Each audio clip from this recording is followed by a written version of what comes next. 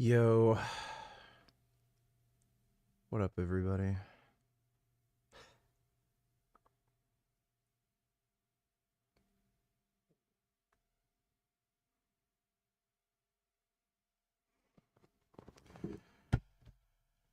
How is it going? He is a local high school wrestling phenom. He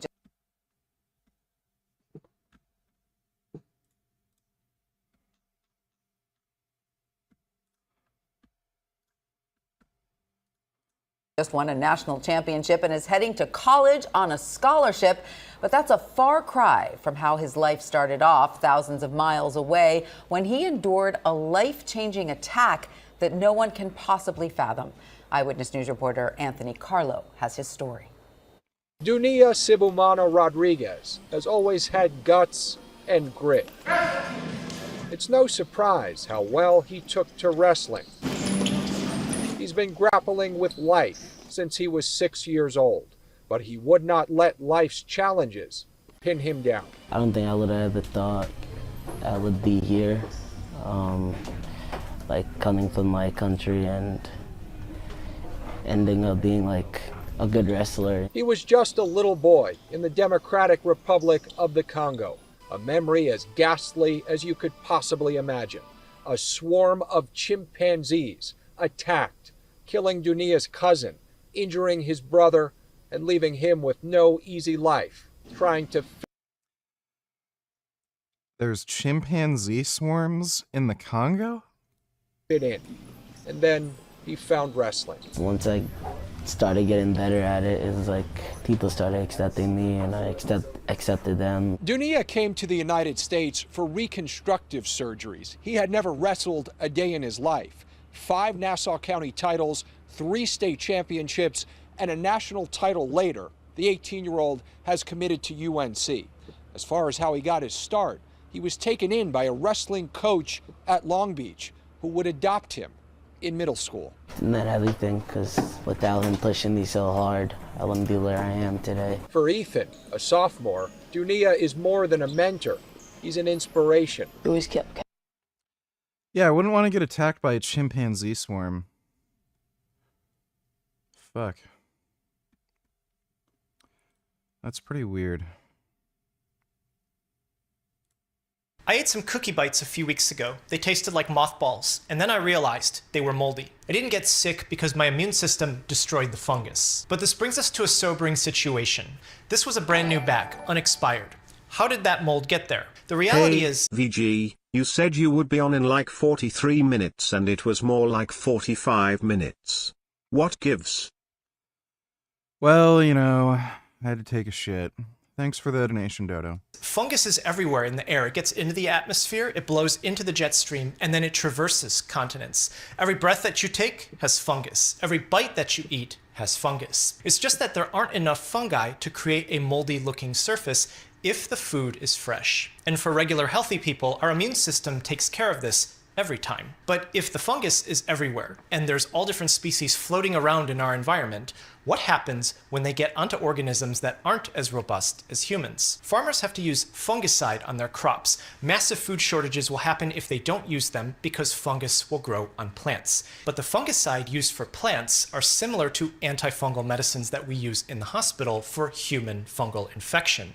And when fungus evolves to become resistant to fungicide in agriculture, it means that they're evolving the same mechanisms to become resistant to human antifungal medicines. The reason that this is scary is because fungus is everywhere, floating around in our environment, blowing in the jet stream across continents. So the mutated resistant strains are now traversing the globe. And we're starting to see the effects of this. Hospitalized patients sick with medicine-resistant strains of Aspergillus are 25% more likely to not be alive after 90 days, compared with patients who had medicine-susceptible strains. If someone gets a fungal infection in their brain, we only have a few antifungal medicines that can get into the brain. If they all suddenly stop working because the fungus has evolved resistance, then bad things are going to happen. Now you might ask, why haven't fungus evolved to be resistant to human immune systems? And it's because our immune system destroys them in many different ways, whereas these medicines act on a singular mechanism.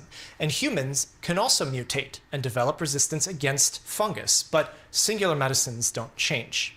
A panel of mycologists around the world have raised the alarm. We need to seriously look at and study new antifungal mechanisms because these fungi are now spreading around the world. We can get moving on this. We need more people researching fungus. We still have time. This does move slowly, but it is moving. That's worrying. Dodo donate $2.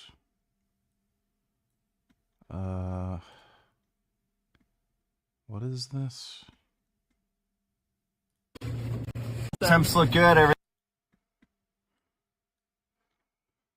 The moment when the Artemis 2 astronauts heard freaky knocking in space due to re-entry thrusters kicking on, remember in Interstellar.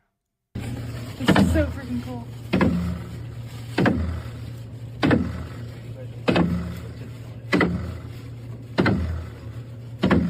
Everything looks good. Ooh. Pressure looks good.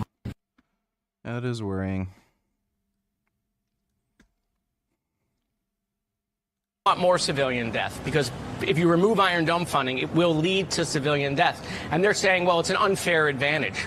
Well, countries have unfair advantages. We have an unfair advantage, right? Our military is an unfair advantage with the Iranians. That's how this stuff works.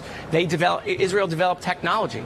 Well, we shouldn't pay for it. Okay, well, we have THAAD missile systems in Saudi Arabia, Qatar, the UAE, Bahrain. We paid for that. They didn't pay for that. We gave them defensive THAAD missile systems. How come no one's saying remove those defensive missile systems? So this is where now their double, triple standard on Israel is really showing, in my opinion. It totally takes any argument that they had that they're not anti-Israel and they're for protecting civilians if they're going to come for Iron Dome funding. But now they're going to say the anti-Israel shit is just absolutely psychotic, dude. Just crazy.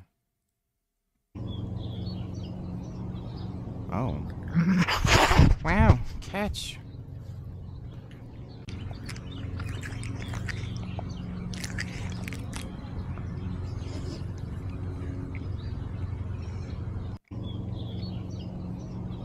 Those are good catch.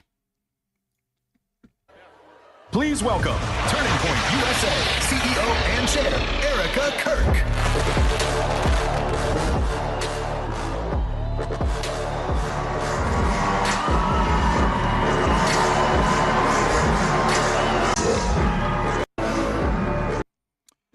That is weird and cringy.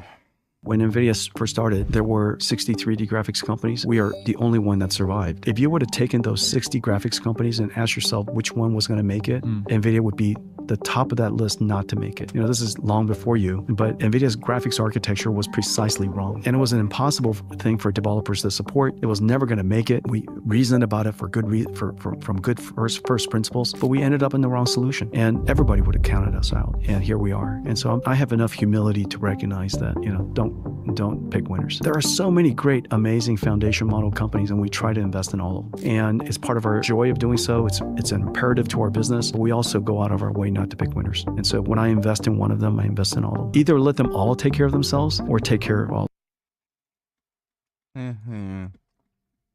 Hey guys, this is a Jordan Peterson update. All right, take a look at that. Thanks for the donation, Dodo.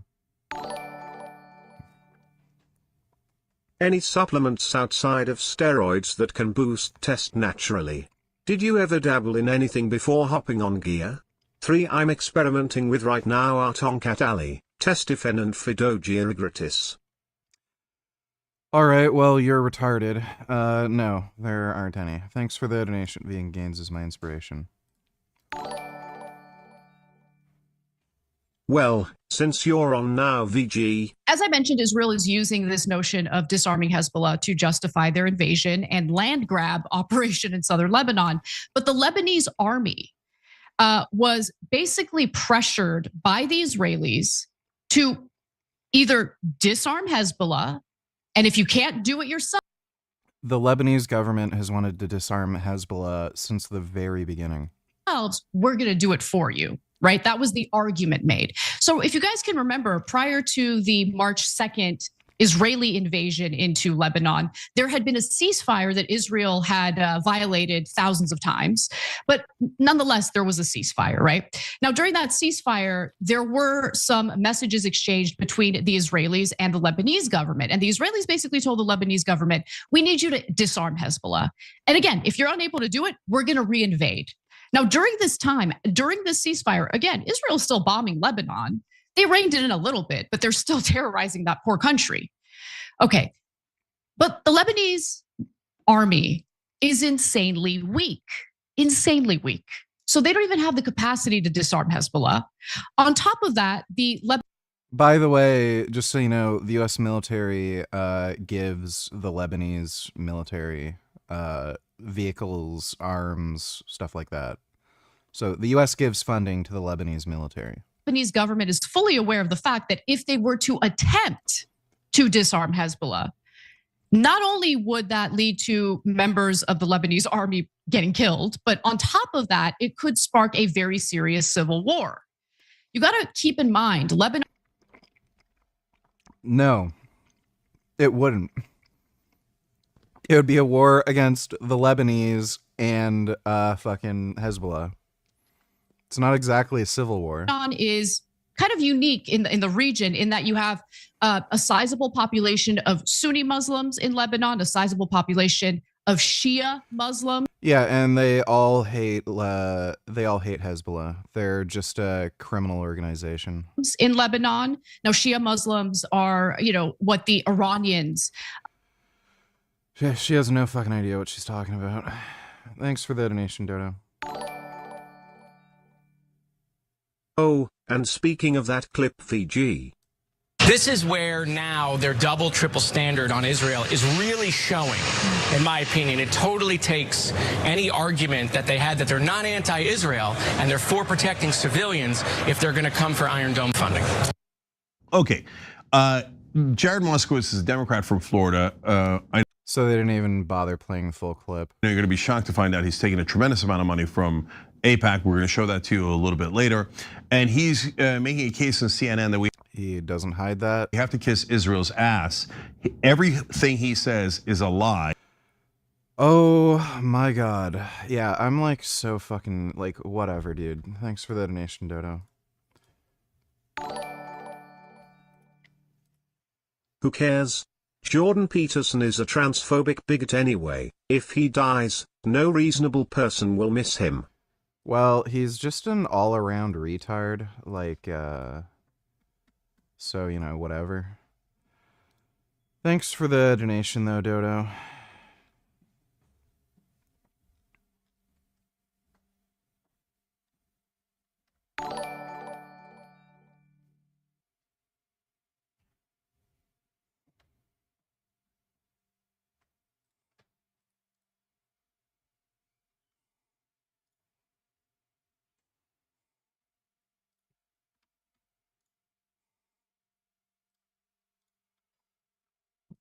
Oh. Sleepy donate tellers, do you agree?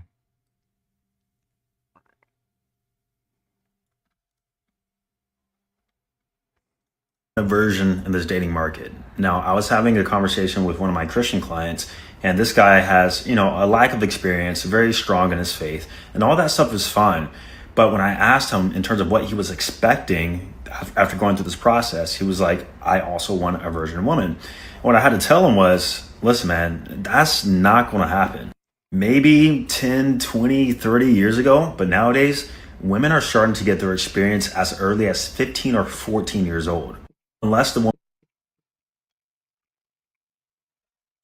The average age in which people lose their virginity is about 16 to 17. Varies from region. Sometimes it's a little younger for boys. Sometimes it's a little younger for girls. But yeah, I think in the US, the average age is about 16 to 17. And that hasn't changed. In about 100 years, that hasn't changed. Believe it or not, teenagers get fucking horny. And I can guarantee you there are plenty of fucking women throughout history who have said they're virgins, and they may or may not be lying to varying degrees. Virginity can mean a lot of different things. It can mean sucking dick. It can mean getting fucked in the ass. It can mean getting fingered. Like, who the fuck knows what that means anymore? But yeah, guess what? If a chick is telling you she's a virgin, she's probably fucking lying. Woman was highly sheltered or very unattractive within her teenage to early adult years, there's literally a 2% chance that she is a virgin. And even if she is a virgin, she's not really a virgin, if you know what I mean. It's likely that she's done some stuff. So instead of trying to find like this virgin, Vegan Gains is a prick, donated $3. Now, for people that aren't getting prescribed TRT but want the increase in testosterone, there are these plant compounds like Tonga Ali and another one which is very... This guy's a retard. So, he's paid by supplement companies to shill bullshit. Very interesting. It's a Nigerian shrub called Phaedogia agrestis, and it mimics luteinizing hormone, which is the hormone that comes out of the hypothalamus that stimulates the testes if you got those and the ovaries if you've got those to make more testosterone or estrogen. Phaedogia is usually Phaedogia.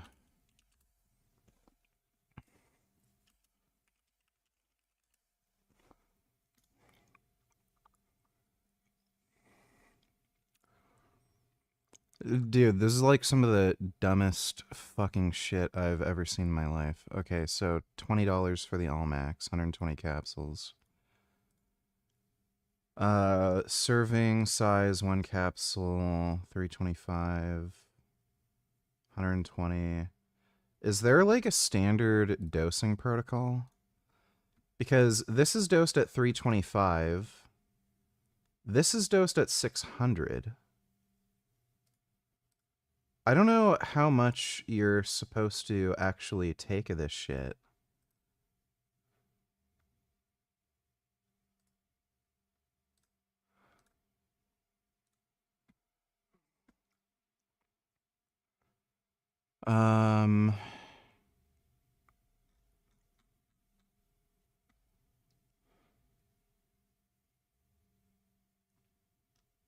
Take 1 to 2 capsules a day. So I'm assuming 2 capsules a day, that lasts 60 days. Says normally $42. Fuck knows.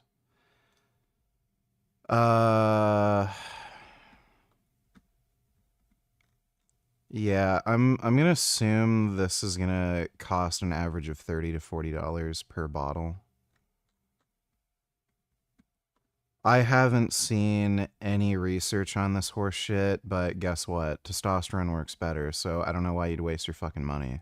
usually taken at about 600 milligrams, and that can the most dramatic effect I've ever seen was somebody who had his testosterone down in the low 2s, or I think it was like low 2s, and he got it up to the 700 range, which that's an outlier, right? Most people are going to see about a 300 to 400 point increase. Now, for people that aren't getting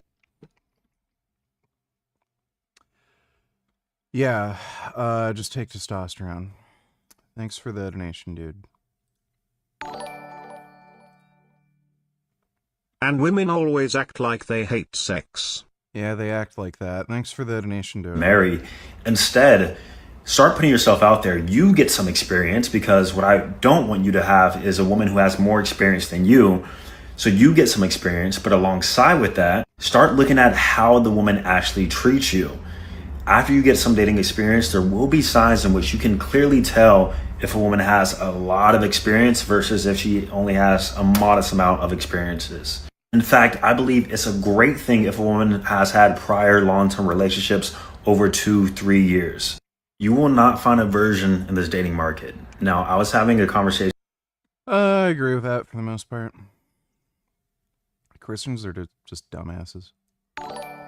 Donate Tillers, imagine going to prom and parties in general is so dumb. Did you go VG? I don't think so. No.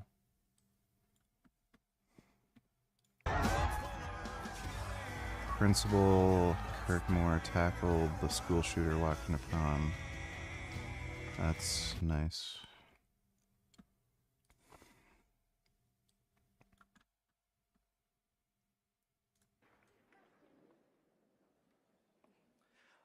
Is the American-Israel Public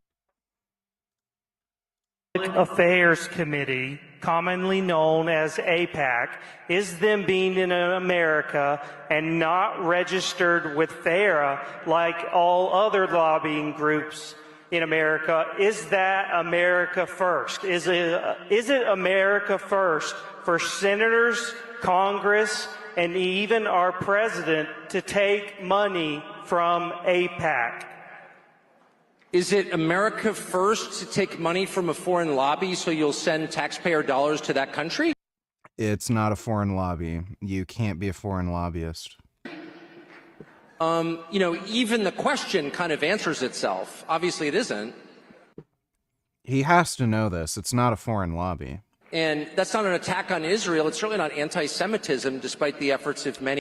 Like, if it were legal to do foreign lobbying, then there'd be a pro-Chinese, like, lobby group that it's not a lobbying group within the U.S., and they'd pay a bunch of fucking left-wing politicians billions of dollars to, like, be pro-China. But, like this guy's an idiot. To claim that it is, it's just an obvious statement. And the fact that people are attacked for asking the question, this is something that I talked to Charlie a lot about in his final months, because he was being attacked as an anti-Semite for asking that question. And we've memory hold that, but I was there, so I saw it. That's not the right way. Don't attack. Don't think you ever said that. People's motives. And I have a lot to attack people's motives. I'm trying to remind myself, don't do that. Respond to what they're saying. Right? And so, no, of course it's not. And it's totally fine to ask about why a foreign government tried to sink one of our ships in 1967. That doesn't make you an anti-Semite, sorry. It was mistaken identity. Oh my god. Like, why is this such a fucking meme among these retards? Those are Americans who died. And by the way, yeah, whatever. Anyway, but the point is, no, of course not. And that's why they won't have the conversation. And my point is, you know, I'm 56, my kids are grown. I'm just not afraid of you at all. I don't hate you or anyone else. I love the— Can't stand Tucker.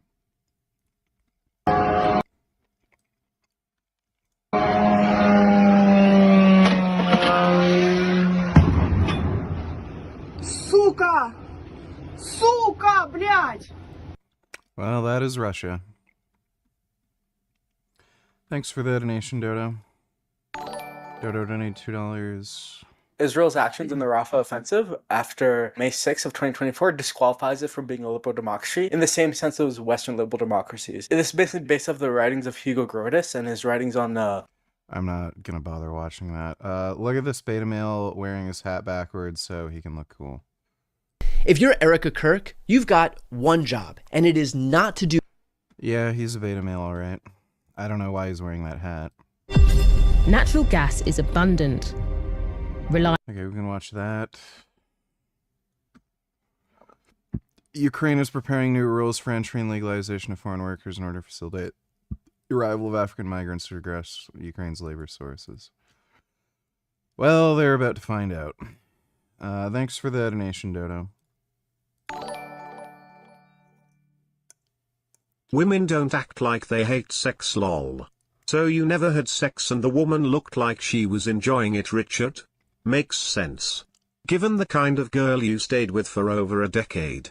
She didn't like you or like having sex with you, loser. Lol, cringe. That's great. Stop speaking on behalf of Israel. You don't care who US gets involved with because you live in Canada under our protection. You seem supportive of the Iran war.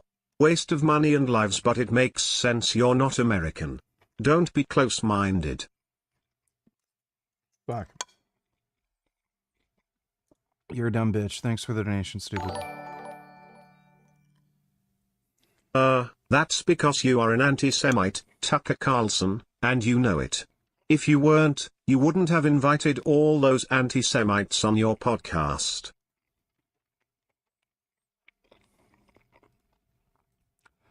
That's true. Thanks for the donation, Dodo. Reliable supply is not. Liquefied natural gas. Sleepy Donate Chiller's #1 ranked retard. All we have to do is listen to our bodies to know that a large amount of muscle is not healthy. Not only is it incredibly difficult to put on muscle, on top of Speak for yourself, Twink. that, when you stop working out, your body quickly gets rid of all of it. Yeah, if you stop working out, your bone mineral density decreases, your cardiovascular fitness decreases.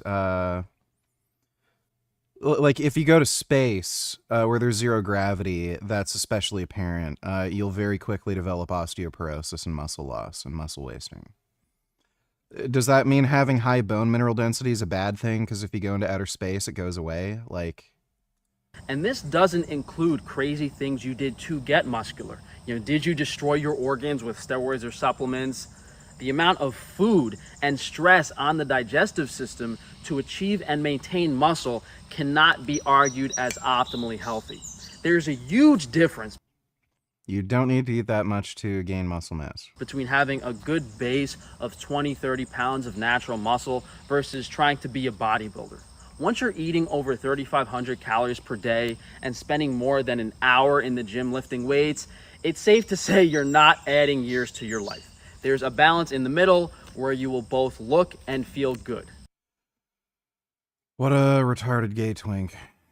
The natural healing process of our skin when exposed to UVB rays is important for both a healthy physical appearance and your overall metabolic function in general. And this is really significant for healing acne scars and blemishes, which can be gone in days compared to usual months. The sun does not heal acne scars.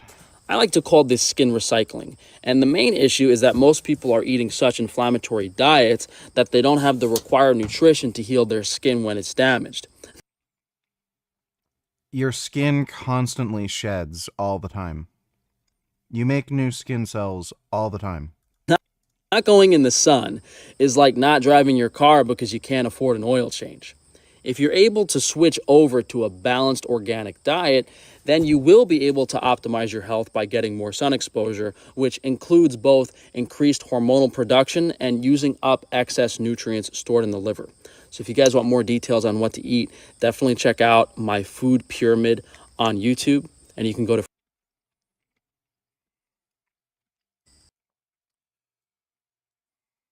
Recovering from near liver failure after the carnivore diet has taught me that there are many things. I'm pretty sure he's an alcoholic. That's what... He's never even shown that he has liver damage. Outside of diet that can really help accelerate the liver healing, like getting some sun, recycling the skin, which really uses up excessive nutrients in the liver and stimulates detox. Jumping around, running, moving the lymph fluid around is also really great for detox.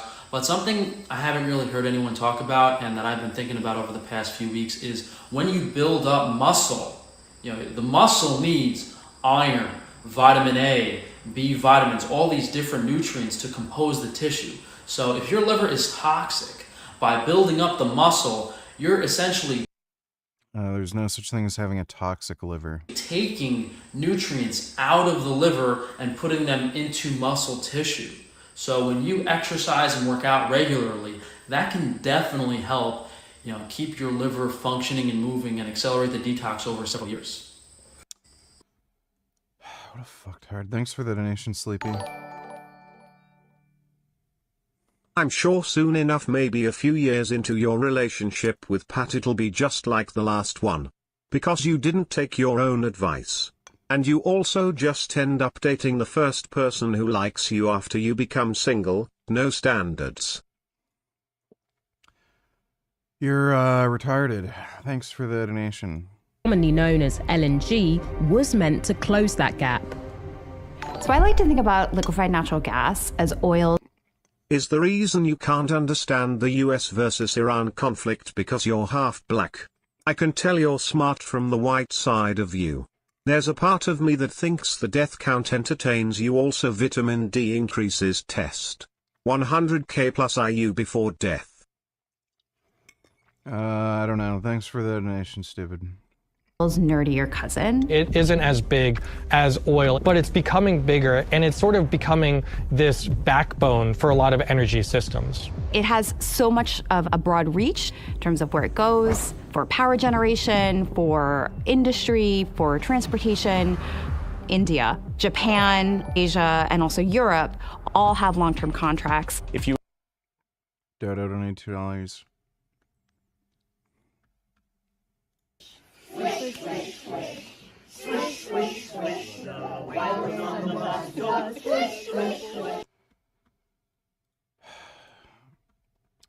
If I found out Zoran Mamdani went to my kid's school, I'd pull them out of school. He entered a war, got pulled into it by Bibi Netanyahu. Let's be clear about that. Entered a Oh, good. I'm glad Kamala didn't win. Avi was right all along. war that the American people do not want, putting at risk American service members. Oh my god, dude. Just don't ever vote Democrat. They're all like, they have no ethics, no standards. They're all communists. What a bunch of pieces of shit. I gotta send this to Avi. Ugh.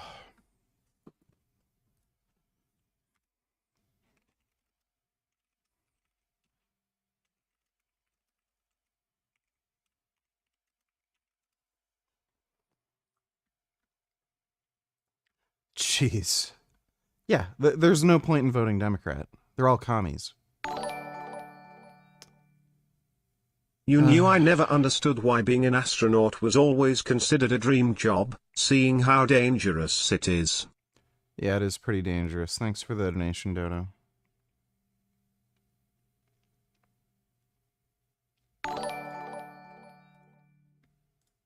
Pat was the first girl who expressed interest in dating you after you became single and started looking for a relationship again. You didn't go on a single date and pick the best girl, no. You let her lock you in right away. It won't end well. That's not true. So, congratulations, you don't know anything about my personal life. Thanks for the donation, dumbass. You were going to build your economy around liquefied natural gas imports. It had to be reliable. And this is what Qatar offered until now. The energy war escalates. Qatar's Ras Laffan industrial city, which houses the world's largest LNG export plant, has suffered extensive damage from an Iranian strike. This plant, which had been running for 30 years, had never, ever missed a delivery. Never in the industry's wildest dreams would this facility be damaged, and damaged to such an extent that it would take years for parts of it to restart. So what happens when a war becomes a stress test for a global addiction?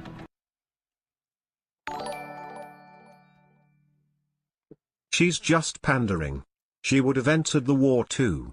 Lol, this is what these politicians do. I wouldn't read too much into her saying that. Who fucking cares? The fact that she'd lie and say this shit, they have no fucking standards. Don't ever vote for a fucking Democrat. Thanks for the donation, Sid. I've seen those clips of Charlie Kirk speaking about typical anti-Israel talking points right before he was killed. What do you think the deal with that was? Are those clips just taken out of context, or was Charlie slowly turning into an anti-Semite? I don't know, I don't care. Thanks for the donation, dude. How do you... What would you do to the fools sending you hate comments if you seen them in person? Nothing. Thanks for the donation. replace supply from a region that's now so fragile and vulnerable?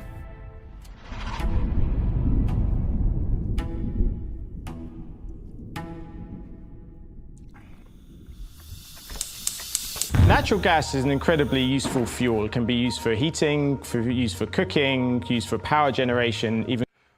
This guy's like the most disgusting bald head. Hey, sweet people. Have you ever wanted to be an astronaut? Yeah, but I was 5. I'm not watching this. Thanks for the donation, Dodo. It goes into fertilizer to be used to grow our foods. It's often cheap and abundant. But getting your hands on it can be difficult if you're not in the right region. So traditionally, it's been moved through pipelines. Liquefied natural gas helps to solve that problem because it turns gas into a liquid so that it can be much. Lol, yes, it is true. You had a date planned and you cancelled it so you can get roped in by Pat, who lives a 16-hour flight away, and you won't even meet her for another year and a half. You didn't date any other girls prior to Pat locking you in. That's nice. Thanks for the nation. He eats like shit. He acts like a hypochondriac. Fuck.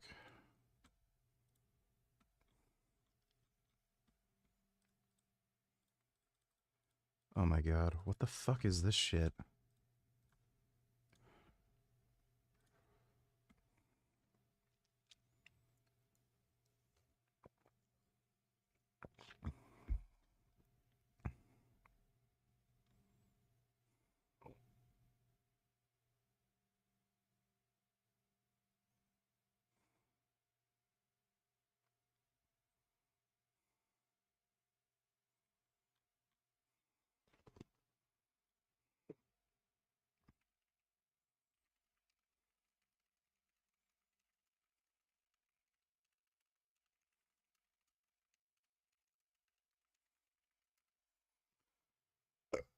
Ugh.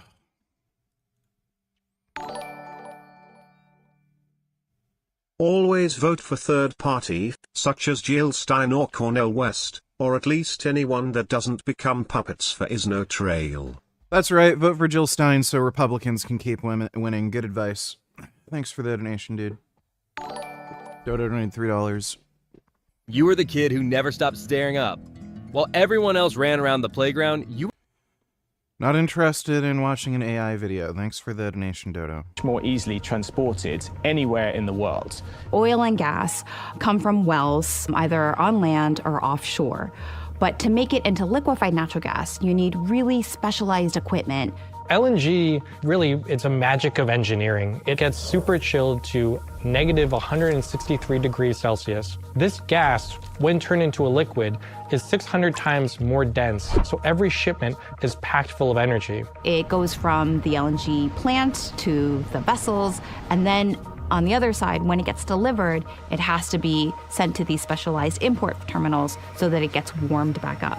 It has become the fastest growing fossil fuel globally. It represents about $250 billion in global trade.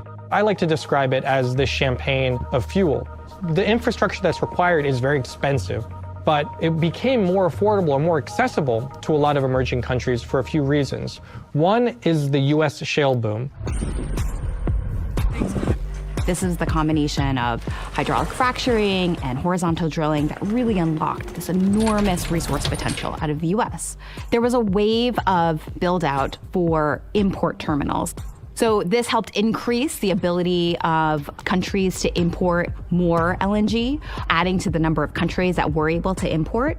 Cheap supply, floating terminals, fast build-out. A fuel once reserved for richer countries suddenly became available to everyone, and it was sold as a bridge fuel to renewables. Which means basically... Why did Pat say he eats like shit and eats like a hypochondriac? Is she already shit-talking you behind your back just like the previous girl? You know, the one you won't let me say the name of even though you spent 30% of your life with her. Ridiculous. She was talking about Jordan Peterson. Thanks for the donation, stupid. Worst part about watching your streams is seeing you slowly get more depressed. Starts off happy and then the retarded comments start coming in. Self-inflicted torment. The bills have to be paid. You have to get back to making YouTube videos. What made you? Yeah, I'll make YouTube videos that make no fucking money and get me banned. Thanks for the donation, dude. How about this?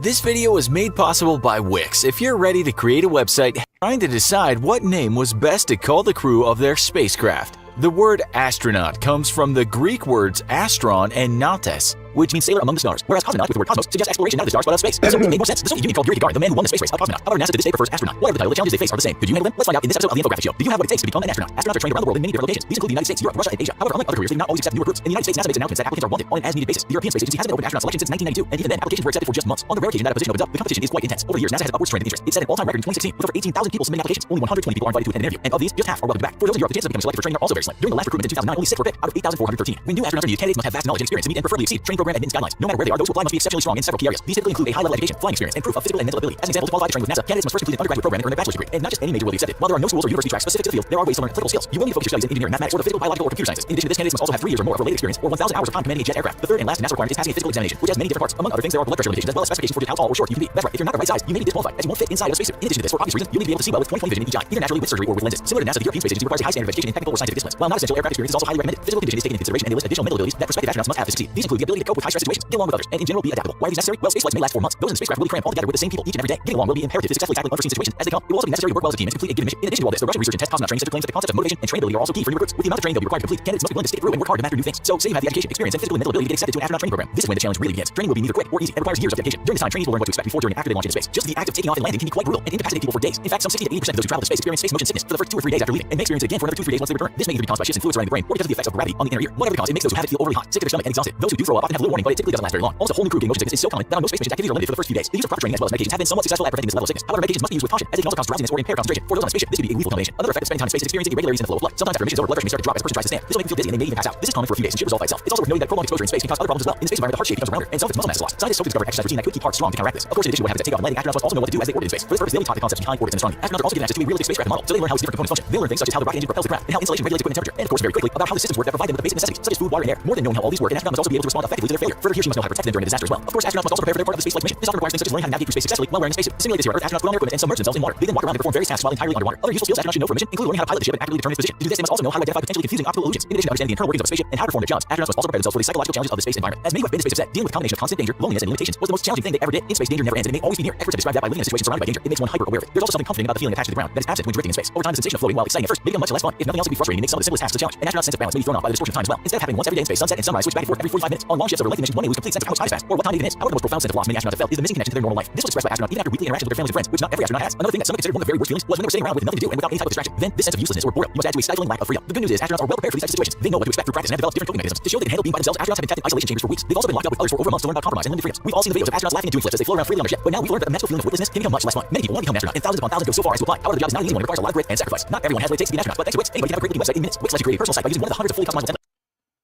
Okay. He has a point, Richard.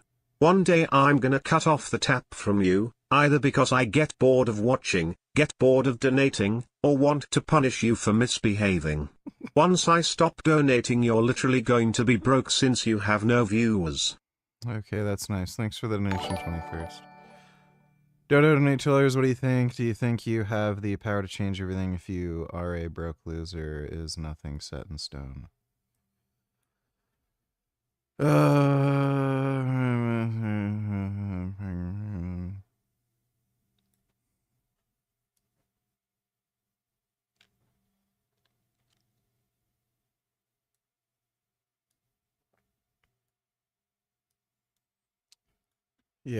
that's good advice. Thanks for the donation, Dodo. Basically, it's for countries to get away from using dirtier coal because gas, when combusted, emits less CO2, but also back up intermittent renewables. Gas has about half the emissions of coal, so it's cleaner than coal. Obviously not as clean as renewables, but it provided that solid, that baseload power. But over the last few years, the industry, especially big oil, which has invested a lot into LNG production capacity and exports, has changed this pitch. As the world's energy demand has grown, both in the developing world and the developed world, liquefied natural gas came to be seen more as a destination fuel, not just a bridge fuel. Liquefied natural gas, an affordable and reliable source of cleaner energy. Much of these LNG exports are from Qatar and head mostly to China, India, and other Asian destinations. But there's one little problem. All LNG exports from Qatar have to pass through the Strait of Hormuz.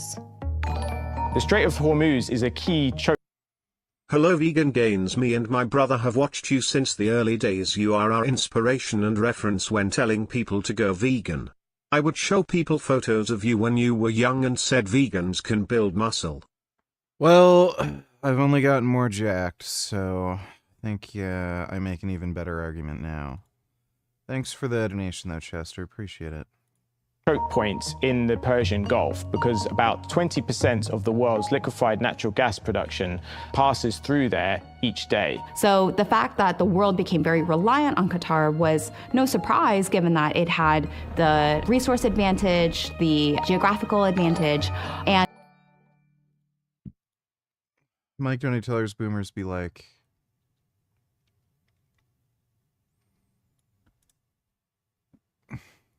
and you're still living with your parents, and it's not a temporary thing, which, you know, I get the temporary stuff, but if that's your permanent living arrangement, you need to grow the fuck up, right? You need to get a life, get out there, get a roommate if you need to. If you're 25 years old,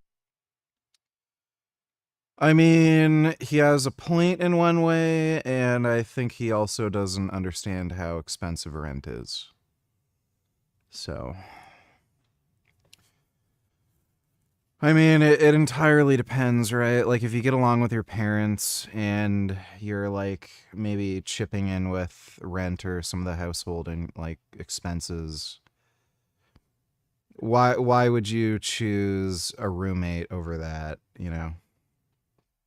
I think the primary issue is if somebody is just not trying to make a life for themselves. Thanks for the donation, Mike. and it had really built itself up as the world premier producer in LNG. Our energy will find its way into millions more homes and businesses around the world. Qatargas. With such reliance on LNG having taken hold, the fragility of the system has been quickly exposed by war.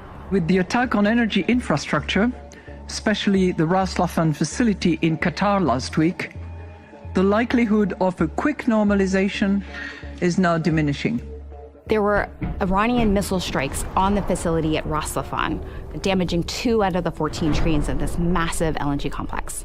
This is something that Qatar estimates is going to take 3 to 5 years to rebuild and cost the country anywhere up to $20 billion a year in lost revenue. Meanwhile, customers have to look elsewhere to get the fuel that they need, which causes a bidding war in markets and for the price of natural gas to rise. LNG output around the world had been rising steadily, but the closure of the Strait of Hormuz and the damaged facility has led exports to fall roughly 20%, and it's unclear how soon that supply will return.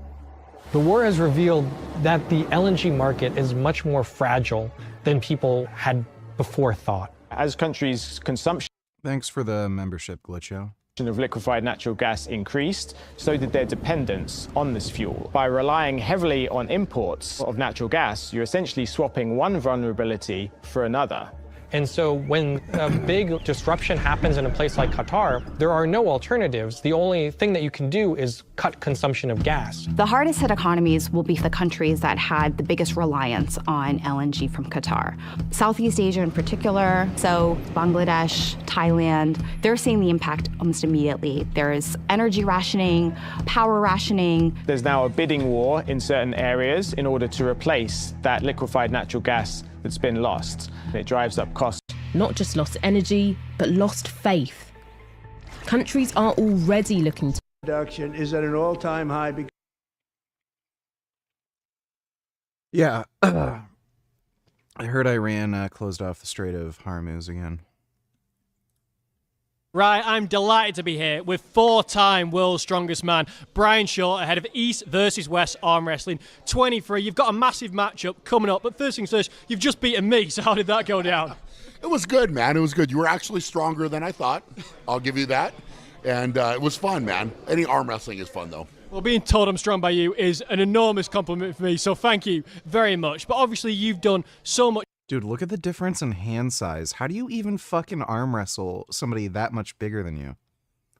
You wouldn't even, like, his hand would, like, fit inside his hand. Your career, arm wrestling is just the next step. Of course, you become a 4-time world's strongest man. And something I wanted to ask you about, because I think this story is hilarious. So you win the first one, then you go in and win a second one. And I believe the key to pulling off your second world's strongest man victory I'm doing all right, thanks for asking. was going into a sports bar, finding a girl who took a bit of a shine to you, and then she was delivering your burgers, and Eddie Hall was fuming about it. So can you tell me that story? Yeah, man. Well, we were in China, and the food was not the best. A lot of guys were getting sick, and I found from the medical staff actually that was taking care of us. They went to this American type sports bar, and so I found out that the food was good there, and so I just kept going back. And one of the waitresses, I guess, because I was going there so much, was like, "Oh, okay, I'll come and watch the events and bring you some food." And so I wasn't mad about that, and it was interesting, man. But that's how I got through it. I had that. I had beef jerky. I had protein powder, and that's about what I ate that whole contest. The food you were getting, how much of it were you able to share? Did Eddie get his hands on any of it? No, 100%. Not back then. He did not, for sure, because I needed it. Yeah. And of course, you've taken him on in World's Strongest Man, but also in arm wrestling as well. How did your arm wrestling match with Eddie go down? That was crazy, man. I mean, Eddie is he's a competitor. He's a character for sure. And of course we're friends, but on the table, that friendship went out the window, and it was all competitive. And Eddie is a heck of a trash talker, so he was trying to get in my head, but I was able to stay calm, and get the job done and beat him, which was fun. But yeah, he lost his wrestling match today against I can't remember the guy's name. I was surprised. That dude was a fucking beast. Hello, my friends. Don't look my face because I'm super tired. I'm arrived now in the hotel. The event is finished. I want to say something about what I saw. The event, I never saw this. It was more than Vienna. The crowd, the people, unbelievable. Maybe you can see some story. And about the competition, what I can say, Brian Shaw, Vis Leonidas. Yes, I wrote it a lot for Brian Shaw. I was in his corner. He did very well to be only in this short period in arm wrestling. Really, he changed the technique. Of course, Leonidas, he have a lot more experience, a more stronger point in some areas. But I think Brian, he did very well. He lost 3-2. He did very good result. And if I'd like to apologize for the mean comments. I'm just projecting how I feel about myself. Love you. That's fine. Thanks for the donation hate comments. committed more with the shoulder press, but I think he don't know really a lot about this technique. Maybe he can win. But congratulations to Leonidas, really unbelievable performance. He showed many times against John Brasink, Schoolboy. He did a very super good competition. I can't wait to see him again to pull because super good talent and super strong. Other fight, now I don't want to mention all the guys because I'm really tired. I forgot for sure someone, but most impressive, of course, Manifestor, unbelievable. Now I think he will go to... Dude, the match with Devin Larratt and Vitali was fucking insane. That was such a good match. Devin fucking won. My money was actually on Vitali, but Devin wasn't kidding. His right arm is a lot stronger than his left.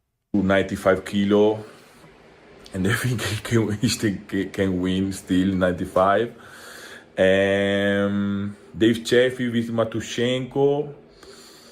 Unbelievable match, was very, very close. Maybe if Cheffy went more in the top roll, maybe it was better to open more the hook of Matushenko, but Matushenko is super and he was completely pumped. And after this Devon, he won more easy. more easy the last rounds.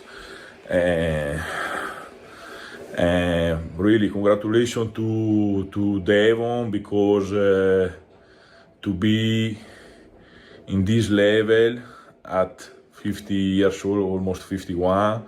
Yeah, crazy. In top 3, top 2. So just finished watching EVW 23, absolutely incredible event, probably one of the best events I've ever seen. To finish it off with that match between Devon and Vitaly. Yeah, the match between Devon and Vitaly was just fucking epic.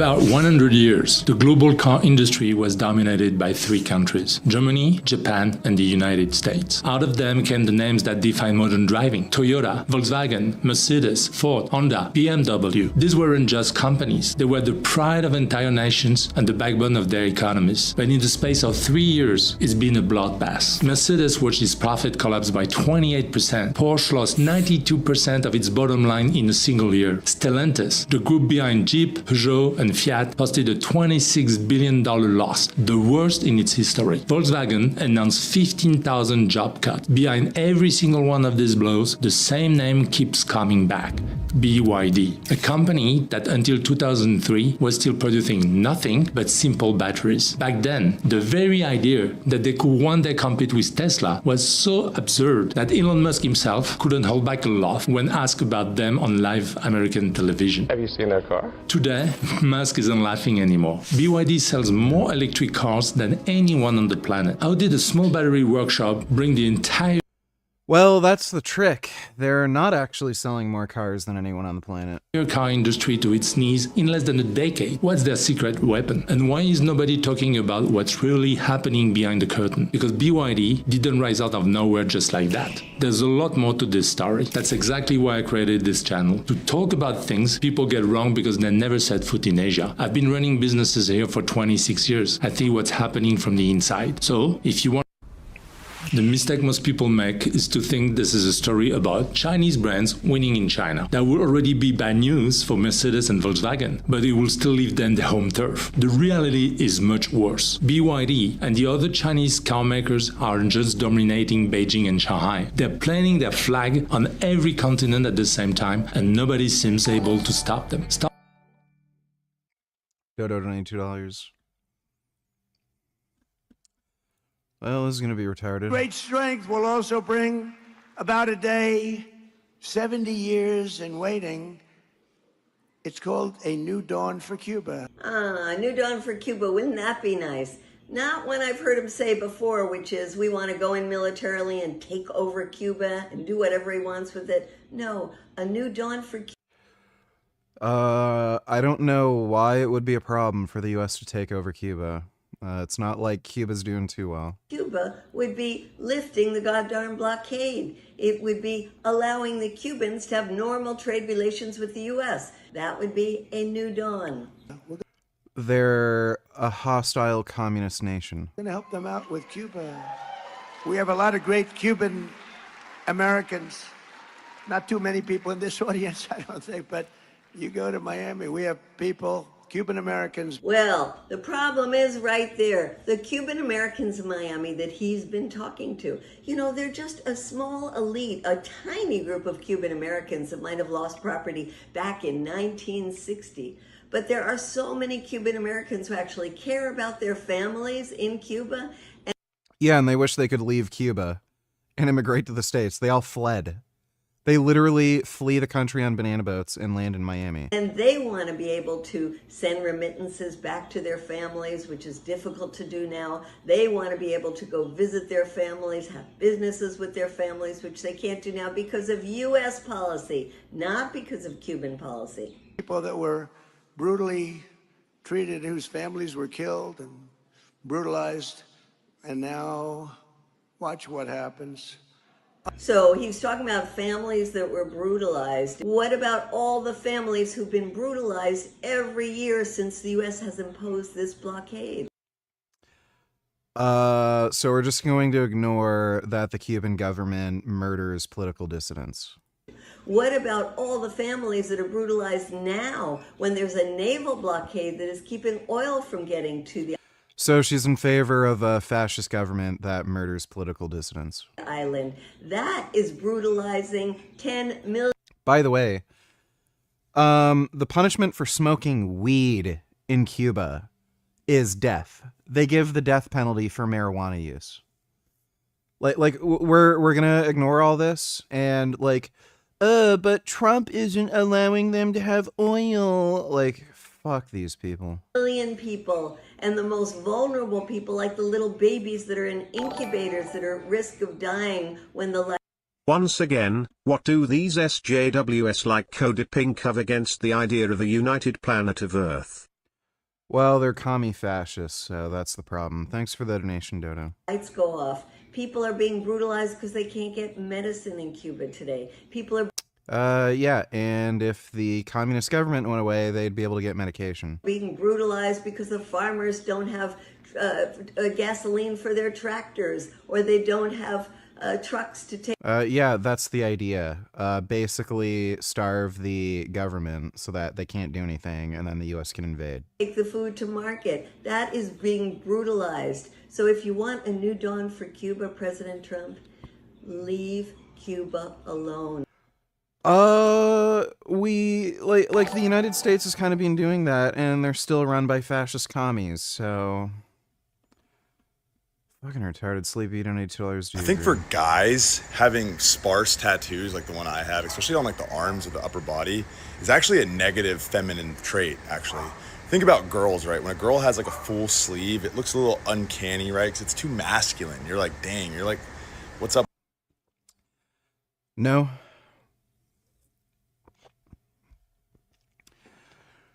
The big red flag with tattoos is if you have shitty tattoos, and an even bigger red flag is if you have weird, shitty tattoos all over your body that have no consistent theme and, like, don't make any sense. That's the biggest red flag when it comes to tattoos.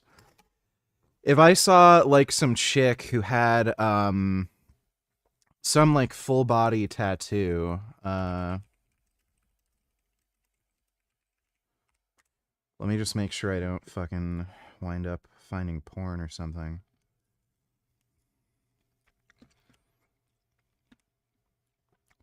If I saw a chick with, like, a full-body tattoo just tatted the fuck up like this, there's a consistent fucking theme, and it's tasteful, and it makes sense, and it's clearly, like, expensive, and it was thought out and planned. Like, that's not somebody who's insane, erratic, and makes, like, irrational, bizarre decisions, like, based on emotion. That's somebody that has, like, an actual, like, plan and vision for themselves and can, like, spend good money investing in something that's worthwhile. So the big, like, lean beef patty is probably one of the perfect examples of, like, retarded, like, the dumbass fucking random tattoo she has all over her body, like, that just don't make any fucking sense. Like, she has a, like, a tattoo this, that says this on her fucking knee. I don't know what the fuck that is. There's this, like, weird, stupid thing on the side of her stomach. I think she has, like, a tattoo, like, on her arm somewhere and shit. Like, it's just dumb, random shit. Up with you? Like, are you, like, you know, which way do you swing? You know what I mean? And I think for guys, actually, the full arm sleeve, if you're going to get it, you might as well fill it out, right? Because it's more masculine. It might add to your SMV at that point. I think for guys, like, a lot of chicks are into tattoos. Thanks for the donation, Sleepy. Dodo donated $2. I was curious if Code Pink is so egregious they would support North Korea. So let's see what they say about North Korea. No way.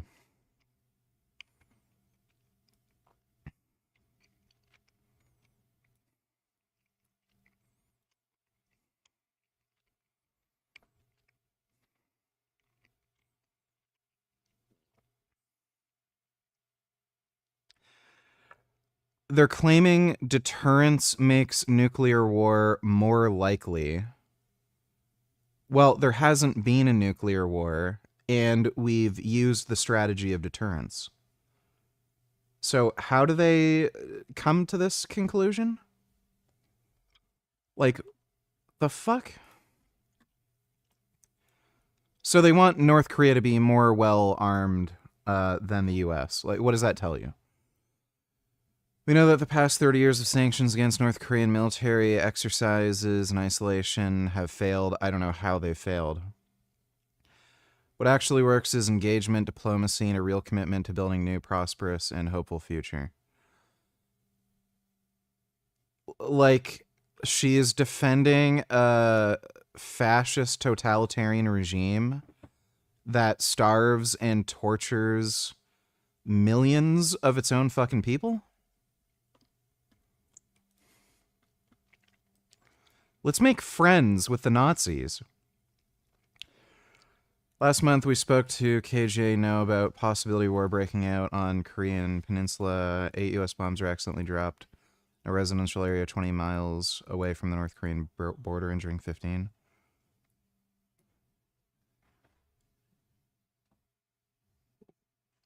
What? U.S. military occupation of Korea presents not only an enormous obstacle of peace, but an immense risk of war between nuclear power. Yeah, North Korea is a nuclear power. They literally defend North Korea. They're that bad. Like, you can't get any more retarded than this. Thanks for the donation, Dodo. Start with Southeast Asia, where the shift has been the most brutal. In Thailand, BYD took 40%. Breaking news, the EG China is in on this Iran war, and the Young Turks are aware There of have it. been reports that China was providing Iran with radar systems, possibly weapons. What should our audience know? So, first of all, I find it very hard to believe that China would be providing North Korea with air defense systems right now. They might have done that before the war. But there's already been at least one occasion, where their air defense systems were completely and utterly useless and just destroyed, which would be the Venezuelan operation. Pretty sure China also helped provide some air defense systems to Russia, which again, haven't done anything for them. So why would China provide Iran with air defense systems that are literally just going to get fucking blown up and are going to be useless anyway? Waste money, and it's not like it's going to help Iran defend against the United States. And if anything, China's going to be pressured to try to resolve the conflict and have the Strait of Hormuz open up, because they're reliant on energy coming out of the Strait of Hormuz. China is extremely energy dependent. So why would they try to prolong the conflict by giving useless air defense systems to fucking Iran that are just going to get defeated and blown up, like, instantly, the moment they're fucking deployed? Like, does this make it, like, I heard a bunch of this bullshit on fucking Twitter. Haven't seen any evidence that they're actually doing this. And it doesn't even make any fucking logical sense. About the involvement in China in this conflict. Dodo donate tellers, you missed most of my links from my previous donation before the code pink one. Oh, my bad.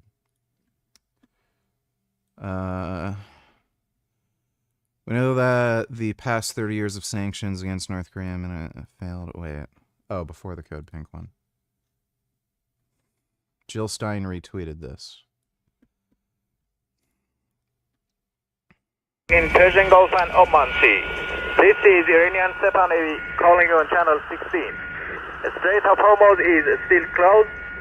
We will open it by the order of our leader Imam Khamenei, not by the tweets of some idiot. Isn't he, like, literally a vegetable? If you want to pass through the strait, So they're trying to hide the fact that he's basically half dead. Yeah, like the guy's dead. He's in a coma. You must ask permission from Iranian Sepan Navy. All vessels that have a connection with our enemies will be targeted if they try to pass the Strait of Hormuz out. In Persian Gulf. Well, Jill Stein would retweet that.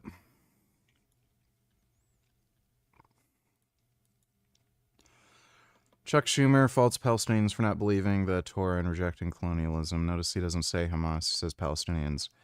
Yeah, who voted for Hamas? The view of Palestinians is simple. Well, the Europeans treated the Jews badly, culminating in the Holocaust, and they gave them our land as compensation. Of course, we say it's our land. The Torah says it. But they don't believe in the Torah. Not only does the Torah says it, the Quran says it. The Quran literally states Allah gave the land of Israel to the Jews. So this has nothing to do with not recognizing the land of Israel. Like, it's perfectly compatible with their religion. It's just that they also believe in jihad, and they don't like the idea that a territory that was held by Muslims was then taken over by Jews. That's all it is. Torah. So, that's the reason there is not peace. They invent other reasons, but they do not believe in a Jewish state. And that is why we in America must stand strong with Israel through thick and thin. We must. Yep. Base Chuck Schumer.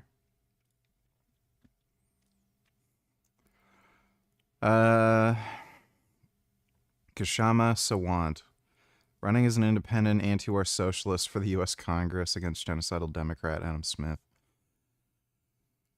Oh my God.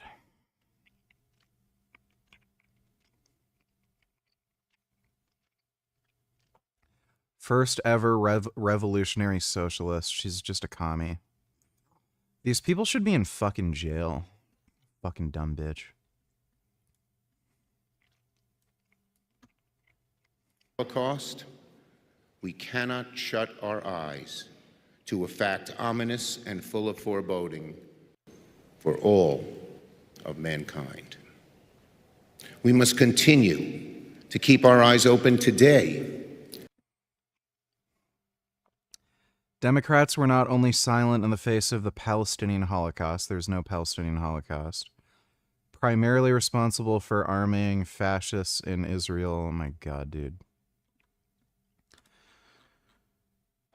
Like, this is why we need to bring back gladiatorial arenas.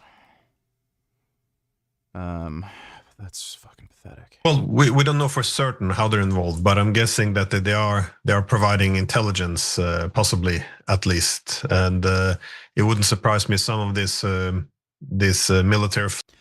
Why would they bother providing intelligence? What is that exactly? So you're telling me China wants to prolong the war so that they can be starved of energy? Really? Flights, which have some of them had their corresponders shut off, which have landed in Iran, also brought some military equipment, especially air defenses, which were exhausted to some extent. So this is quite possible. And oh no, useless Chinese air defense systems that are going to get blown up immediately. Oh, what are we going to do? I think that the irony here is that I spoke recently with Joe Kent, and he was making the point that the victory or the successes in Venezuela might have given some hubris for the United States to engage in this military action. It doesn't make any sense because it's two completely different conflicts.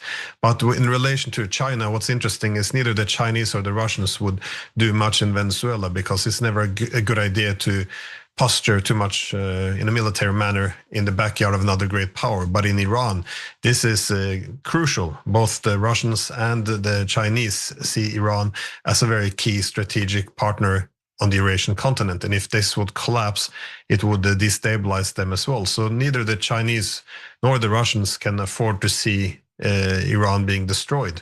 So they can play different roles. They can help to mediate, of course, put an end to this war if Trump feels he has, got in too deep. But if the US will continue this war, they will find a way of assisting Iran. And I'm assuming that both the Chinese and the Russians have provided some intelligence and some weapons. And again, the Chinese consider Russia can't spare anything right now. They can't spare any manpower. They can't spare any equipment. Maybe for 30 minutes a day, they can offer some satellite data, but like that's it. They don't have that many satellites, and they're not going to reposition satellites for Iran. And again, from the Chinese perspective, they need the energy. So why would they try to prolong this conflict? Themselves to be an ultimate target here. I saw Trump's tweet that the Chinese he's doing this for China, and it's getting.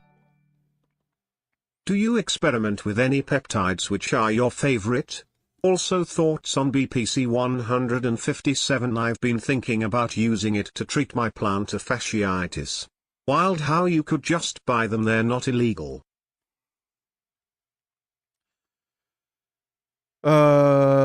You could try. BPC works best when you inject it into the area that's causing you problems. So you would have to inject it like into your foot. I don't know what you mean experiment with peptides. I don't just take random fucking drugs and see what they do. So I've used BPC before. I've used TB500. I've used Retta, and I use growth hormone. Those are peptides. And what's my favorite? Growth hormone would be my favorite, but like they all do different things. So it's kind of a weird thing to like you take different peptides for different reasons. Thanks for the donation though, John. Weird. Delusional. Very delusional. But the point is that Chinese see themselves as being, the target here. They've been launching an economic war against them. Now they're cutting them off from Iranian oil. I think the Chinese buy about 90% of the Iranian oil. And so overall they see themselves as being the target. And I would assume that they do give significant support. But it looks like again, why would they prolong this conflict when they know the U.S. is just going to win? Both Trump and the Chinese have kind of the same. They're happy with this narrative because Trump would he can tell his, Like this guy's just a fat, bloated fucktard. Of the electric vehicle market in 18 months. Mitsubishi shut down its local factory. Mazda cut production by 60%. A region that had been a Japanese stronghold for 40 years flipped in a few years. In Singapore, 1 out. Whatever happened to your roommate? Not the Isaac boy. The other one that was rather large and rotund with probably even less hair than Isaac. I think they were non-binary or whatever, and they used to always be in a bad mood. What happened to him?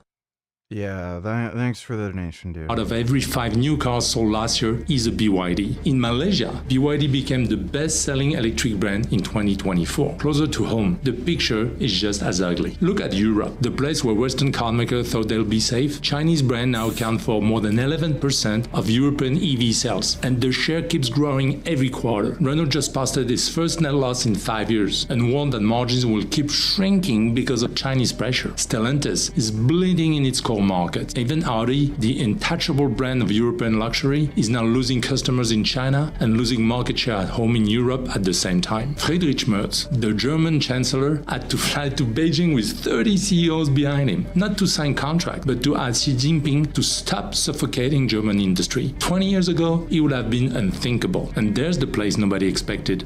Brazil. BYD took 72% of the Brazilian electric vehicle market in a single year and opened a factory on the side of an old Ford plant the Americans had abandoned. They're doing the same thing in Mexico, in Israel, in Norway, one of the most demanding EV markets in the world, where the BYD tongue landed straight in the top 5 best sellers on launch. The United States is the only major market where BYD is still blocked, officially for national security reasons. And even there, the Americans know it's a holding pattern. not a victory, because in every other corner of the planet, the trend is the same. Wherever BYD shows up, the competition starts falling apart, sometimes in months, sometimes in weeks. So, the real question is how? How does a Chinese company most people couldn't name 5 years ago pull off something no Western car makers saw coming? Cheap labor doesn't explain it. Plenty of other Chinese brands had the same advantage and went nowhere. What BYD actually built is the part Mercedes and Toyota should have been studying 10 years ago. And to understand what they built, you need to know who built it. His name is Wang Chuanfu. In 1995, he was a 29-year-old engineer who borrowed $40,000 from his cousin and rented a small workshop in Shenzhen to start making rechargeable batteries. Within 7 years, he was supplying Motorola and Nokia. By 2003, BYD was the biggest battery maker in the world. That same year, Wang did something nobody understood. He took the money and bought a bankrupt state-owned car factory in the middle of nowhere. His own investors tried to stop him. BYD's stock dropped by 2.7 billion Hong Kong dollars in 2 days. The Chinese business press called it a joke. A battery guy working into one of the most capital-intensive industries on the planet. Wang didn't even have a driving license, but his logic was simple. The future of the car, he believed, wasn't the engine, it was the battery. And nobody on earth knew more about batteries than him. Everyone else was trying to figure out how to electrify a car. Wang was trying to figure out how to build a car around something he already mastered. It would take him 15 years of humiliation before the rest of the world understood what he was actually doing. And during those 15 years, while journalists I heard your previous roommate is doing quite well. She or he or it got a new black vegan boyfriend who has more money than you, and they are a happy vegan couple and go to veg fests and they move to warm sunny Florida. Meanwhile you're lonely and cold. Well, that's good. Thanks for the donation, dude. laughed at his cars, and Musk was mocking him on television. Wang made 3 decisions that would quietly change everything. The first was to refuse to depend on anyone. Tesla buys its batteries from Panasonic. Volkswagen relies on hundreds of outside suppliers for chips, motors, electronics, even the glass. BYD decided to build everything in-house. The batteries, obviously, but also the semiconductors, the motors, the power electronics, the windshields, the headlights, down to the software running inside the dashboard. When the global chip shortage paralyzed the entire auto industry in 2021, BYD just turned up the dial on its own chip factories and kept delivering. When lithium prices exploded, they were already digging their own in Tibet and South America. Every crisis that hurt their competitors made them stronger. The second decision was a bet on the boring option. While Tesla and every Silicon Valley commentator was evangelizing pure electric vehicle, Wang quietly poured resources into plug-in hybrids, cars that run on electricity for daily commutes and switch to gasoline for longer trips. In California, it sounded like a compromise. In most of China, where charging stations were rare outside the big cities, it was the only thing that actually made sense for hundreds of millions of people. By the time BYD was selling more PHEVs than Tesla was selling EVs in total, the Western press was still debating whether hybrids were even a real technology. That compromise gave BYD access to 500 million Chinese consumers Tesla could never touch. And if that were true, would that make you feel slightly jealous or make you want her back at all? Given how much... once they had that volume, the economics of scale did the rest. The third decision was the one that closed the trap. In 2020, BYD released the Blade battery, a different chemistry, lithium iron phosphate, instead of the nickel and cobalt mix everyone else was using. It was cheaper to produce, it didn't catch fire when you drove a nail through it, and it lasted longer. That last part matters more than it sounds. It meant BYD could sell cars at a lower price BYD cars catch fire all the fucking time. than Tesla, while claiming a genuine safety advantage. 4 years later, Tesla started buying batteries from BYD for its own cars. Let that sink in. The company Musk laughed at on television is now supplying the batteries inside Teslas. Spoiler alerts, they stopped quickly. But you understand that BYD didn't just build better cars. They built a system that competitors structurally They're not building better cars. surely can copy. At least that's the official story. The one you read in every business magazine, every Harvard case study celebrating BYD as the next Toyota. Vertical integration, bold hybrid strategy, breakthrough batteries, amazing. Except it's not the full story, not even close. If you're getting value from this, hit subscribe. This is exactly the kind of story you won't find on CNBC because most people covering Asia have never actually worked here. I have. for 26 years. That's why I created this channel, to share what's really happening in in 2020 alone. BYD received roughly $4.3 billion in direct subsidies from the Chinese state. In 2016, the year they poached their star designer from Audi, the subsidies they collected from Beijing were higher than the company's entire net profit. Listen to that sentence again. Without the Chinese government writing checks, BYD wasn't making money that year. It was losing it. And it wasn't the only year. The help came in every form you can imagine. Free lands for factories, zero interest loans from state-owned banks, tax breaks on R&D, guaranteed public contracts for buses and taxis in hundreds of Chinese cities. Subsidies ended directly to buyers so that every BYD sold in China came pre-discounted by the state.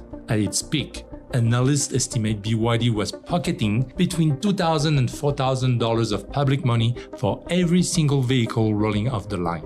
Now, stop for a second and think about what that means for a company like Volkswagen or Toyota. When they decide to price a car, they're competing against a rival whose margin isn't calculated the same way theirs is. BYD can sell below cost for years and still post a profit, because the Chinese state is quietly topping up the difference. That's not a fair market. This is why Mercedes can't just build better cars. It's why Stellantis can't just cut costs harder. The problem isn't that BYD is smarter or faster or more innovative, although there are plenty of those things. The problem is that BYD is part of a national industrial strategy, Made in China 2025. The plan Xi Jinping laid out a decade ago openly named the automotive sector as one of the 10 industries China intended to dominate globally.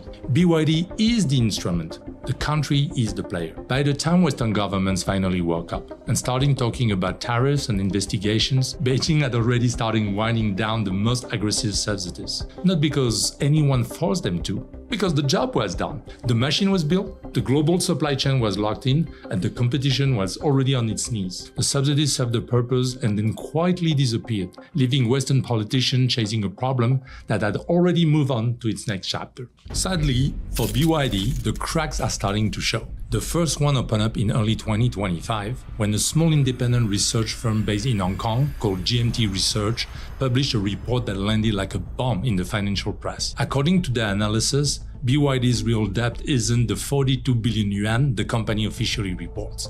It's closer to 323 billion, almost 8 times higher. How the fuck are they in that much debt? Missing pieces are hidden inside what accountants call supply chain financing, a polite way of saying that BYD pays its suppliers on average 275 days after delivery, 9 months, in an industry where the norm is 50 to 60 days. Sad news. So unfortunately today's NLS 4 race at the Nürburgring here behind me ended the way that none of us in motorsport want any race to end. Don't know if I'm familiar with this guy. Oh, I know of him. He's old as shit. Why the fuck is he trying to race on the Nürburgring? About 25 minutes into the 4-hour race, the red flags came out and we started to hear some rumors of a big crash. And if any of you are familiar with racing at the Nürburgring, you'll know that it takes something quite significant to red flag a race here.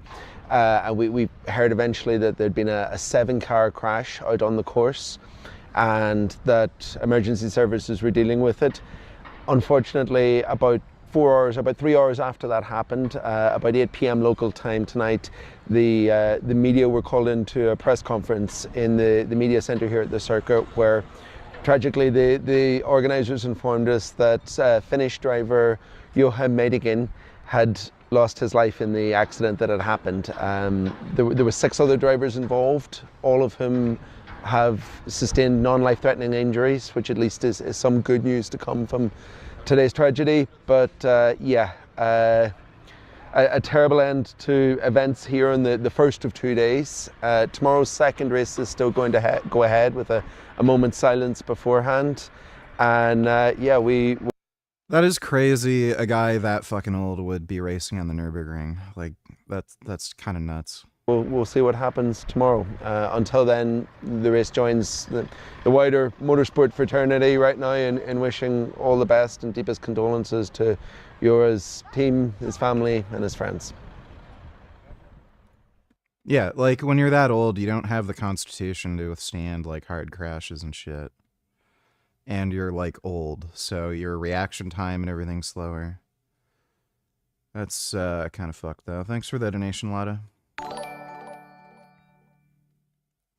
Do you yearn for the days when you used to have a big No. Kid Boo donating $2 ripped to one of the goats. Let me see. Pattern-seeking mammals and primates. If we can't get good evidence, we'll go for junk evidence. If we can't get a real theory, we'll go with a conspiracy theory. You see it all the time. Religion's great strength is that it was the first of our attempts to explain reality, to make those patterns take some kind of form. It deserves credit. It was our first attempt at astronomy, our first attempt at cosmology, in some ways our first attempt at medicine, our first attempt at literature, our first attempt at philosophy. Good. While there was nothing else, it had many functional uses of that kind. Never mind that they didn't know that germs cause disease. Maybe evil spirits cause disease. Maybe disease is a punishment. Never mind that they believed in astrology rather than astronomy. Even Thomas Aquinas believed in astrology. Never mind that they believed in devils. Never mind that things like volcanic eruptions, earthquakes, tidal waves were thought of as punishments, not as natural occurrences on the cooling crust of a planet. We are pattern-seeking mammals and primates. Whatever. Is he right or wrong?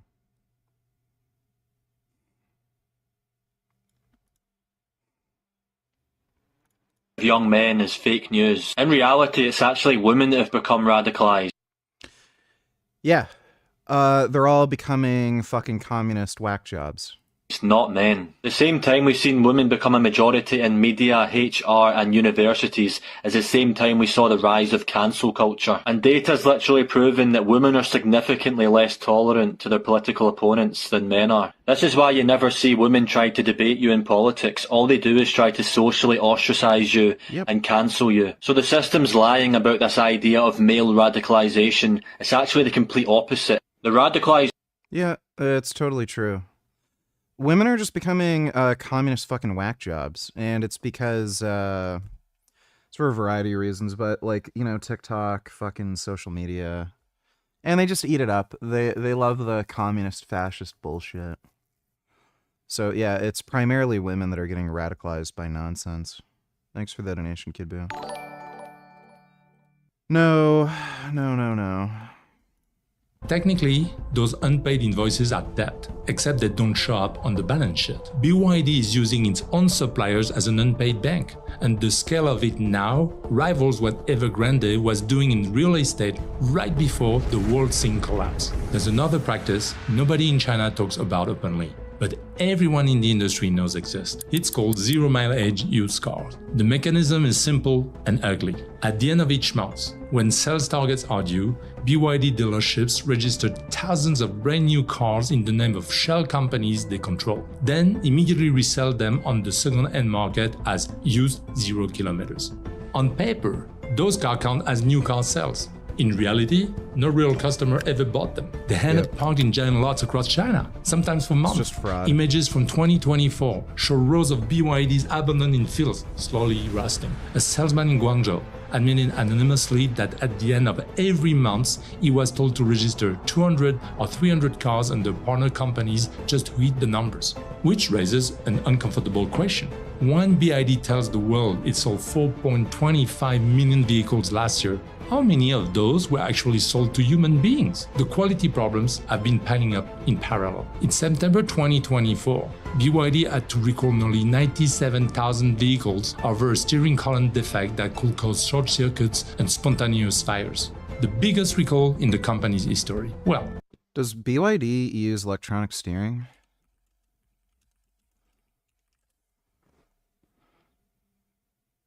Actively developing and implementing.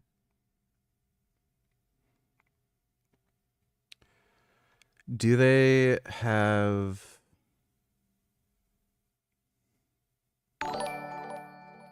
Okay, they break by wire. Nigga, I only was asking if you look forward to pigging out on 10 in vegetarian, vegan cupcakes and donuts and whatever else you all fat pigs used to pig out on when she comes to Canada.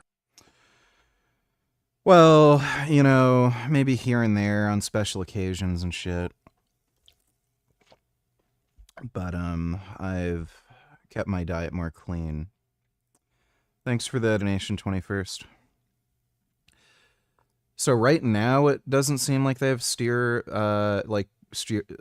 by wire. I think that's the stupidest fucking thing. I haven't seen a steer by wire system that's particularly reliable or trustworthy. Rack and pinion just like fucking works, you know. There's nothing to short circuit or malfunction. Doesn't need software updates. Just fucking works. And you actually get a real. It's a real true response back to the steering wheel because it's mechanical. Whereas these drive-by-wire systems, like, it has to simulate it. So I think they're just fucking stupid. The biggest recall until October 2025, when they had to recall another 115,000 vehicles for another problem. On Chinese social media, complaints about the Sea Lion SUV, radio cutting out after 3 months, GPS showing roads that don't exist, wipers freezing in heavy rain, reached nearly 5,000 official filings in a single week. In Brazil, BYD is being prosecuted by the Labor Ministry for conditions described in court documents as analogous to slavery at its factory construction site in Bahia. 163 Chinese workers, passports confiscated, 14-hour days, no rest days. The case went all the way up to President Lula, and the financials are starting to wobble. Net profit for 2025 dropped by 19%. Global sales in the first month of 2026 fell 41% year-on-year. Geely, the rival Chinese giant, is starting to eat BYD's lunch at home. The Chinese government itself. So even when Pat is with you, you don't intend to be eating vegan junk food all the time and becoming fat again? Does that mean you're going to cook for her? Do you anticipate her staying with you for like months on end or just for like a week initially?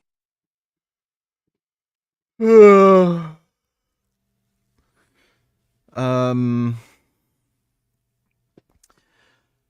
living situation isn't exactly your business, but you'll find out soon enough. And I intend to stay in good shape, okay? I'm not gonna get fat as shit again. Kind of, like, I did what I had to do to bench the 405 and shit, but,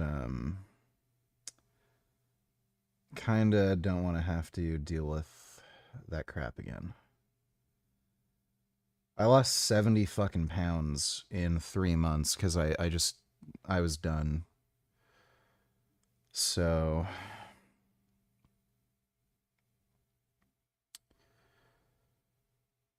poop, poop, and more poop.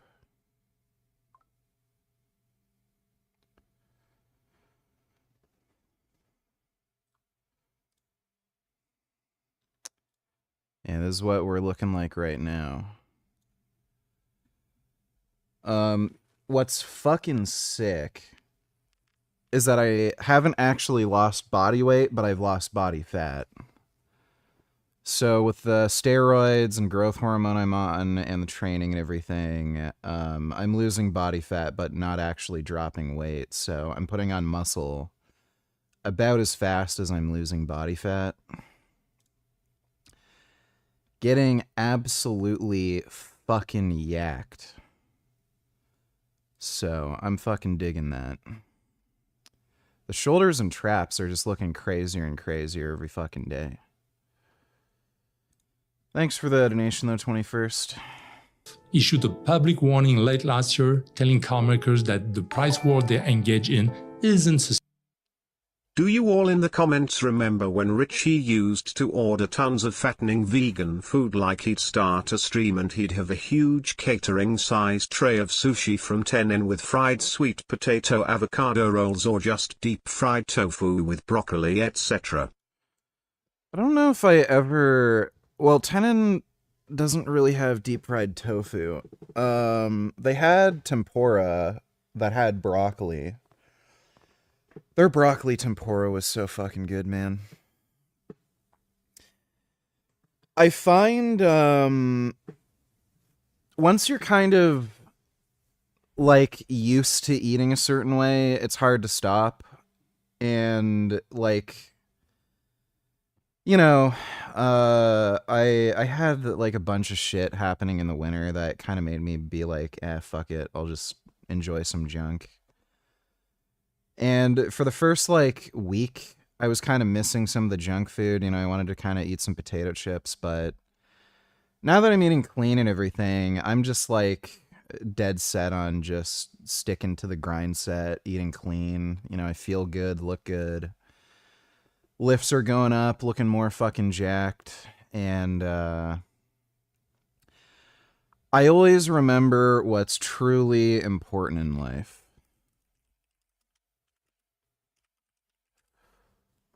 Looking like an absolute fucking machine like Kazuya Mishima from fucking Tekken 8. I always,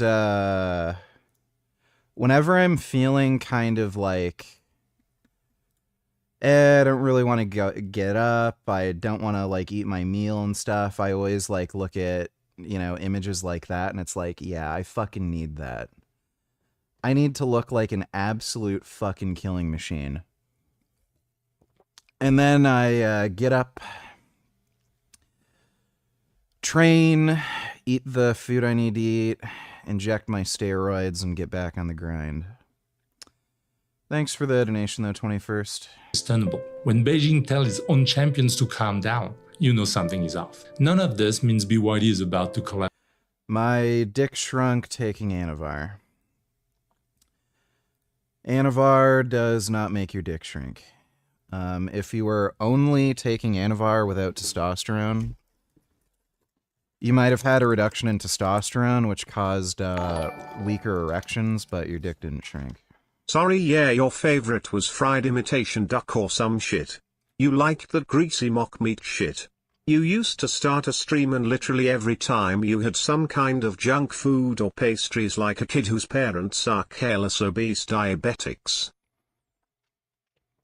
My favorite from them wasn't their imitation duck.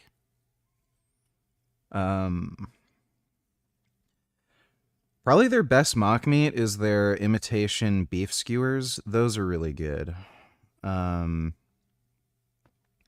think on stream I'd only really ever have the sushi. I think it was usually the unagi avocado rolls, the fried crab, like tempura rolls, sweet potato rolls, stuff like that. Thanks for the donation, though, 21st.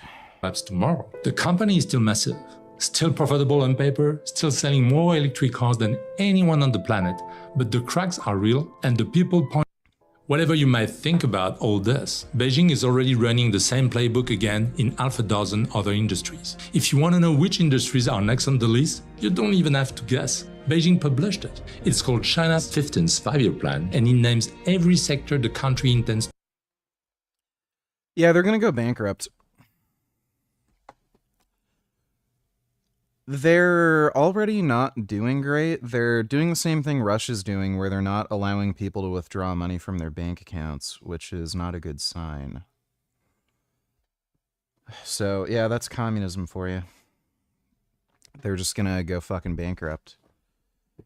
Watch a true crime documentary. I don't think we're gonna do that tonight. But we'll watch, Frank uploaded a new short. We'll watch that next. Then we'll watch some Mikhaila Peterson shit. I've gotta take a shit. So I'm just gonna go take a shit, and I'll be right back.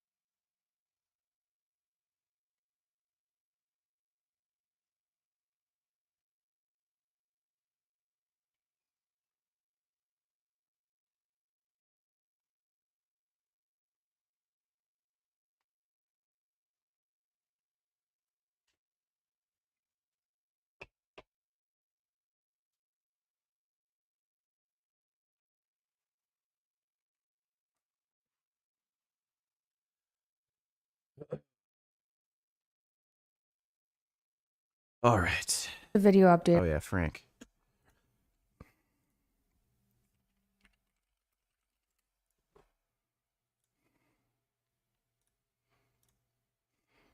As a meat company, we have the highest quality product to offer as pet food as well.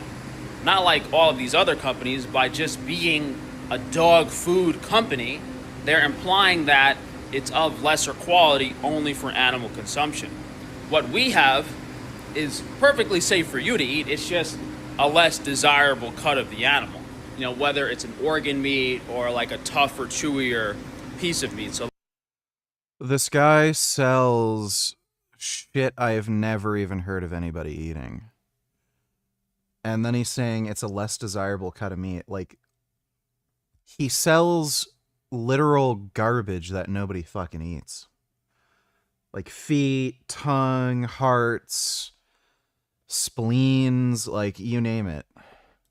let me show you guys the variety of pet foods we have on Frankie's Range Meat. And the thing to keep in mind is we have the highest quality and most affordable pet food ever online, delivered to your door. Because any other company, it's either going to be lesser quality or it's going to be more expensive. There's no in between. We have 100% grass-fed and grass-finished raw pet food. Few varieties, but I promise you, anyone else is going to be more expensive because they're either going to have fillers or additives in it, or it's going to be from feedlot beef. So on the left here is our regular pet food, which is just muscle meat. We have a 2-pound option and a bulk 5-pound option. As I stated, these are just muscle meat.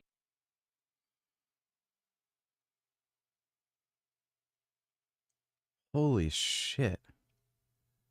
Does that say $26? Like if you have a dog, that'll last a day. Meat cuts from less desirable parts of the beef that are a little tougher, little chewier, silver skin, but still super duper high quality grass-fed beef. And you really won't find this for cheaper online than our price. No. And then our two special options are organ mix, which is about the same price actually as the regular mix, but it's for some variety in your pet's diet.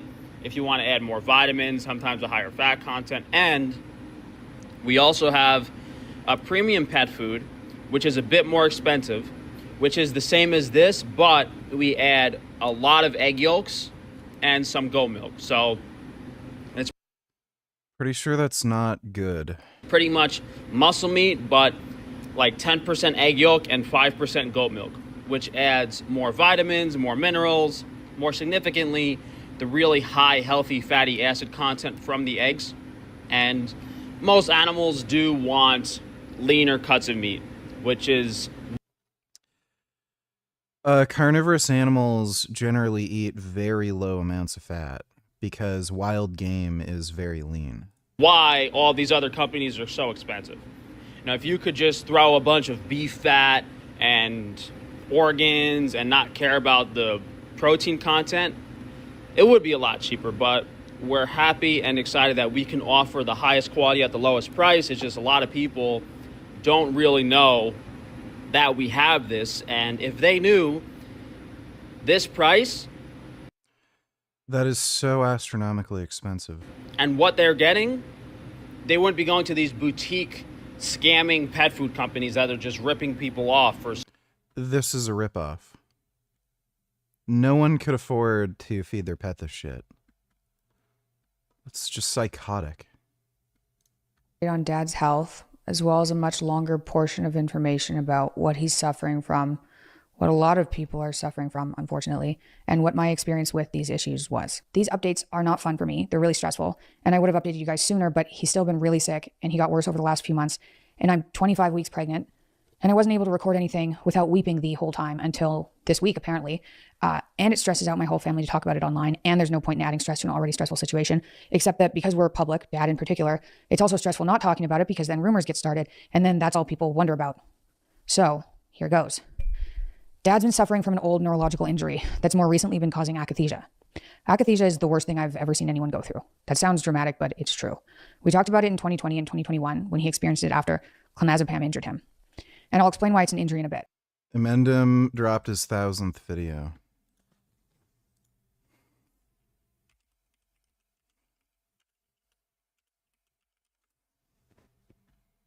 Oh, fuck. Why is the... There we go.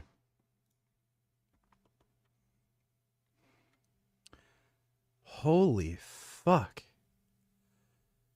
His videos are over an hour long. Hey, welcome to the final edition of What the Fuck Happenings Here. But obviously in these kind of subjects, the people going to get it really aren't going to care. That's not going to be that important. Or why are there all these bizarre photos of him in pink short shorts? Yeah, pink short shorts, pink short shorts, pink short shorts. That looks like a pink Speedo. It's black short shorts, pink short shorts, more short shorts. That might be a Speedo. That's pink short shorts. Why does he wear this? important at all. And I suppose that's sort of, so it all seems distant and like it wasn't even like it was a story, you know. It wasn't accurate. So there's a few of those in my life where, you know, I'm really curious. It'd be nice to know what happened to these people. Personal thing, but I can't because, you know, people are just such assholes. In terms of, you know, yeah, any has mention weird of dress sense. my this concentrating on things that are unpleasant to Is that him like literally buck naked? concentrate on. Why? And thinking about things that, yes, go would be the wrong word. But anyway, I have no idea. Whatever the section reflecting on who you are and what you are is going to be an inevitable part of that to the traditional view. Nasty reality. Okay, I don't know how anybody watches that.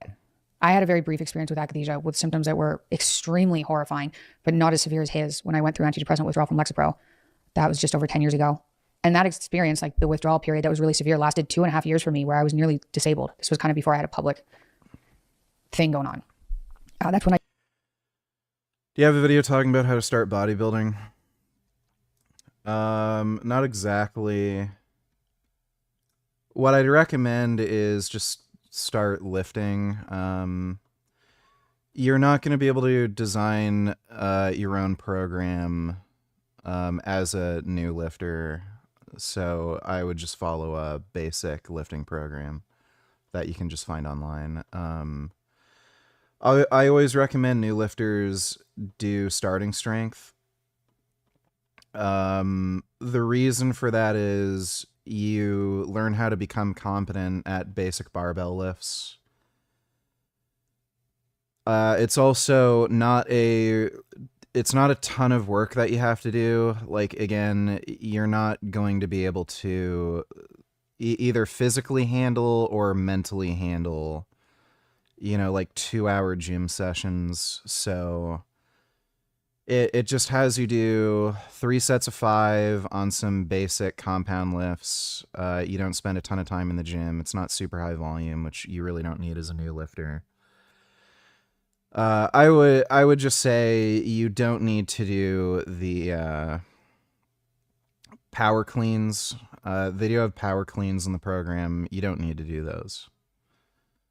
But that's a good place to start off with, you know, starting strength. I just had a blog. I've linked a bunch of papers below about everything I'm going to talk about so that people watching can get scientific background information about what this is, because it's not...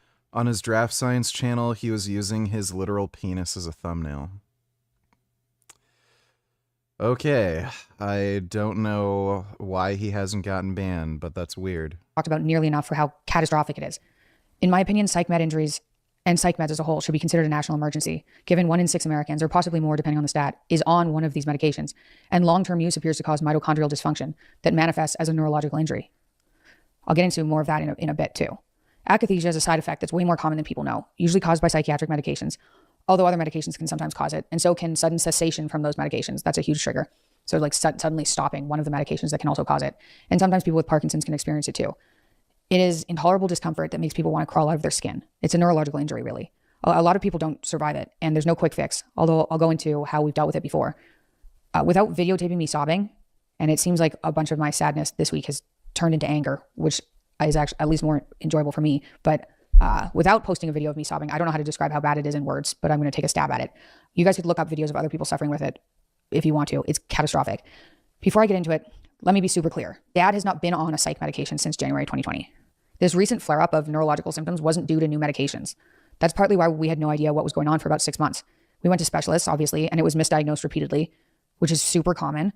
Then he got pneumonia and sepsis, and obviously that's a whole thing to recover from too, and dangerous, you know. This year's just been terrible. This recent flare-up that started last August was likely due to the stress of both of his parents, my grandparents, dying last year, moving countries, selling his home, and mold exposures, which was enough to trigger a recurrence of neurological symptoms.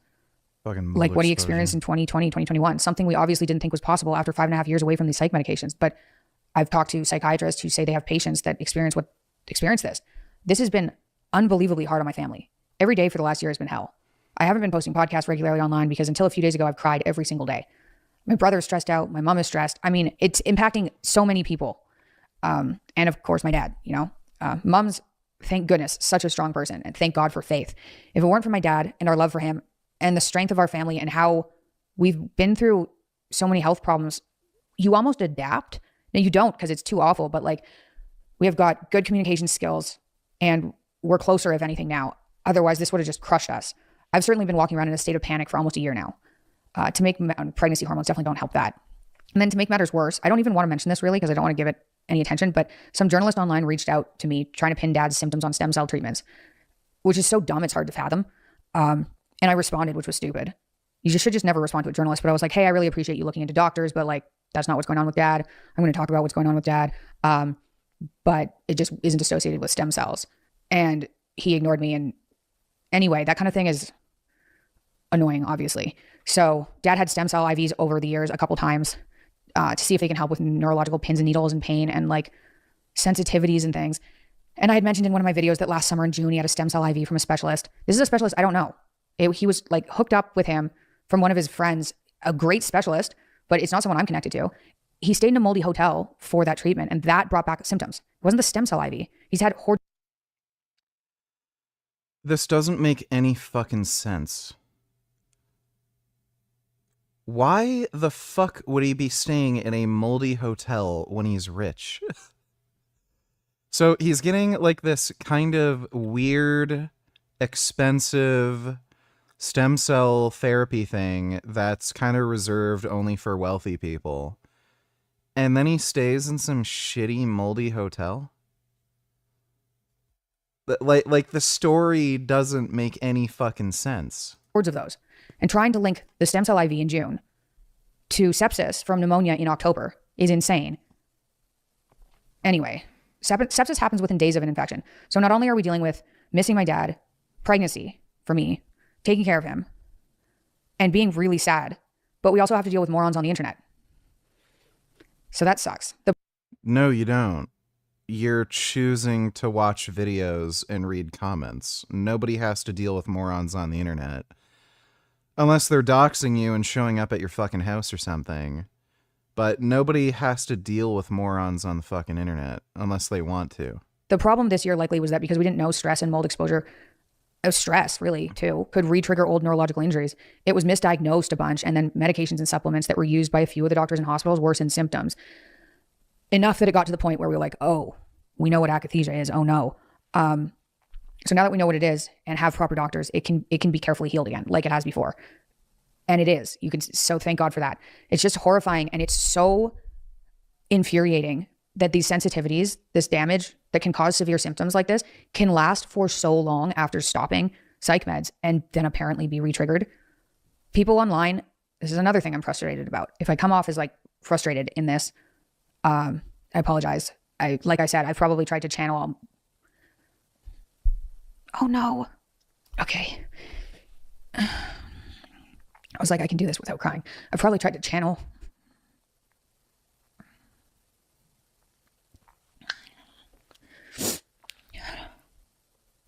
Wow. Well, I'm not channeling very well right now, but I've been trying to channel my sadness because I've been so sad into anger because I'm tired of being sad. But this like neurological injury, calling it an addiction, is so stupid. Dad doesn't fall into that category. We've made that clear so many times. He quit smoking and drinking when he was 27. He just isn't that. Instead, he falls into the unfortunately common category of people who were prescribed psych meds long term. And it's not like they were prescribed for no reason. Like severe, crippling, life-ruining depression, the kind where you can't get off the couch for 30 years, runs in my family. Oh. You know what he needed? Fucking testosterone. Testosterone is the most effective antidepressant.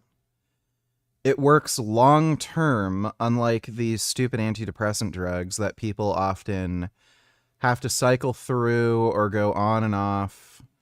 And testosterone has a bunch of other benefits. It's dopaminergic, so it makes you more motivated and it makes rewarding things feel more rewarding. So it kind of has this snowballing domino effect where it just makes you more productive and like just useful over time. It also improves like sexual function, increases muscle mass, energy, like, whereas antidepressant drugs usually do the exact opposite. So he needed to be on testosterone, not fucking antidepressants. And like, again, he's just a fucking idiot, so he never figured this out. Okay.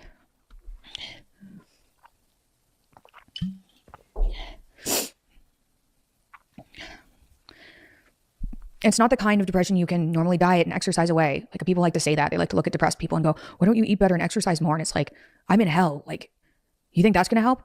Although obviously that was before we knew about only eating meat, which did help. But in a really complicated way. Like, people didn't, who's going to guess that? So it wasn't something you could get rid of from cutting processed foods, for instance. Myself, my dad, my grandpa, my great-grandpa had it. My great-grandpa was left on a doorstep, so I can't imagine he came from a very stable family. Ugh.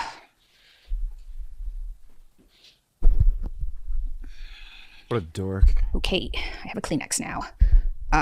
So where was I? Depression. So when Dad started to be badly impacted by depression in the 90s, and he said he had it since he was a kid. He was impacted enough that he was having a hard time lecturing. He took an SSRI. We were told it was a genetic serotonin problem, and antidepressants were basically a vitamin for a serotonin deficiency, which is still what people are told, even though that has been completely Yeah, that's just nonsense. debunked. And when I started having symptoms when I was a kid of OCD, suicidal. So first of all, there's no way to actually determine if somebody is serotonin deficient, and there's nobody even knows how these fucking drugs work. They just know they work. It's just based on randomized trials, but nobody actually understands why they work. So that was just marketing bullshit made up by these drug companies. Thoughts, extreme anxiety, anger. My psychiatrist, who was assigned to kids with autoimmune disorders, like so many people with autoimmune disorders on psych meds, put me on Celexa at the time, and that was eventually changed to Lexapro. And they helped a lot initially. I thought they saved my life for years, like a life from hellish depression. And so did Dad. 1 out of 5 or 6, like I said, people in the US is on a psychiatric medication. They're not addicts. They don't even know these medications are dependence forming because their doctors say they're not. And the dangers surrounding these medications certainly aren't well known, even now. That's a large part of the reason for this video. I was like, I don't want to talk about it really, but it's happening, and it's so bad that people need to know because it's not rare. And dependence forming, to clarify that, it's I had an energy drink during stream. different than what people think of when they think of addiction. It means your brain changes to adapt to the medication. So if you pull it out, especially quickly, your brain can't handle it. It's not that you want to take it or enjoy taking it. It could be causing severe side effects. This is what happened with Dad. He started getting akathisia on clonazepam, but pulling it out is impossible, and it worsens it. It's a terrible situation. But this was 6 years ago, you know? Anyway, apparently that differentiation between being on a psych med and being an addict is too complicated for most people, or at least for the people complaining on the internet.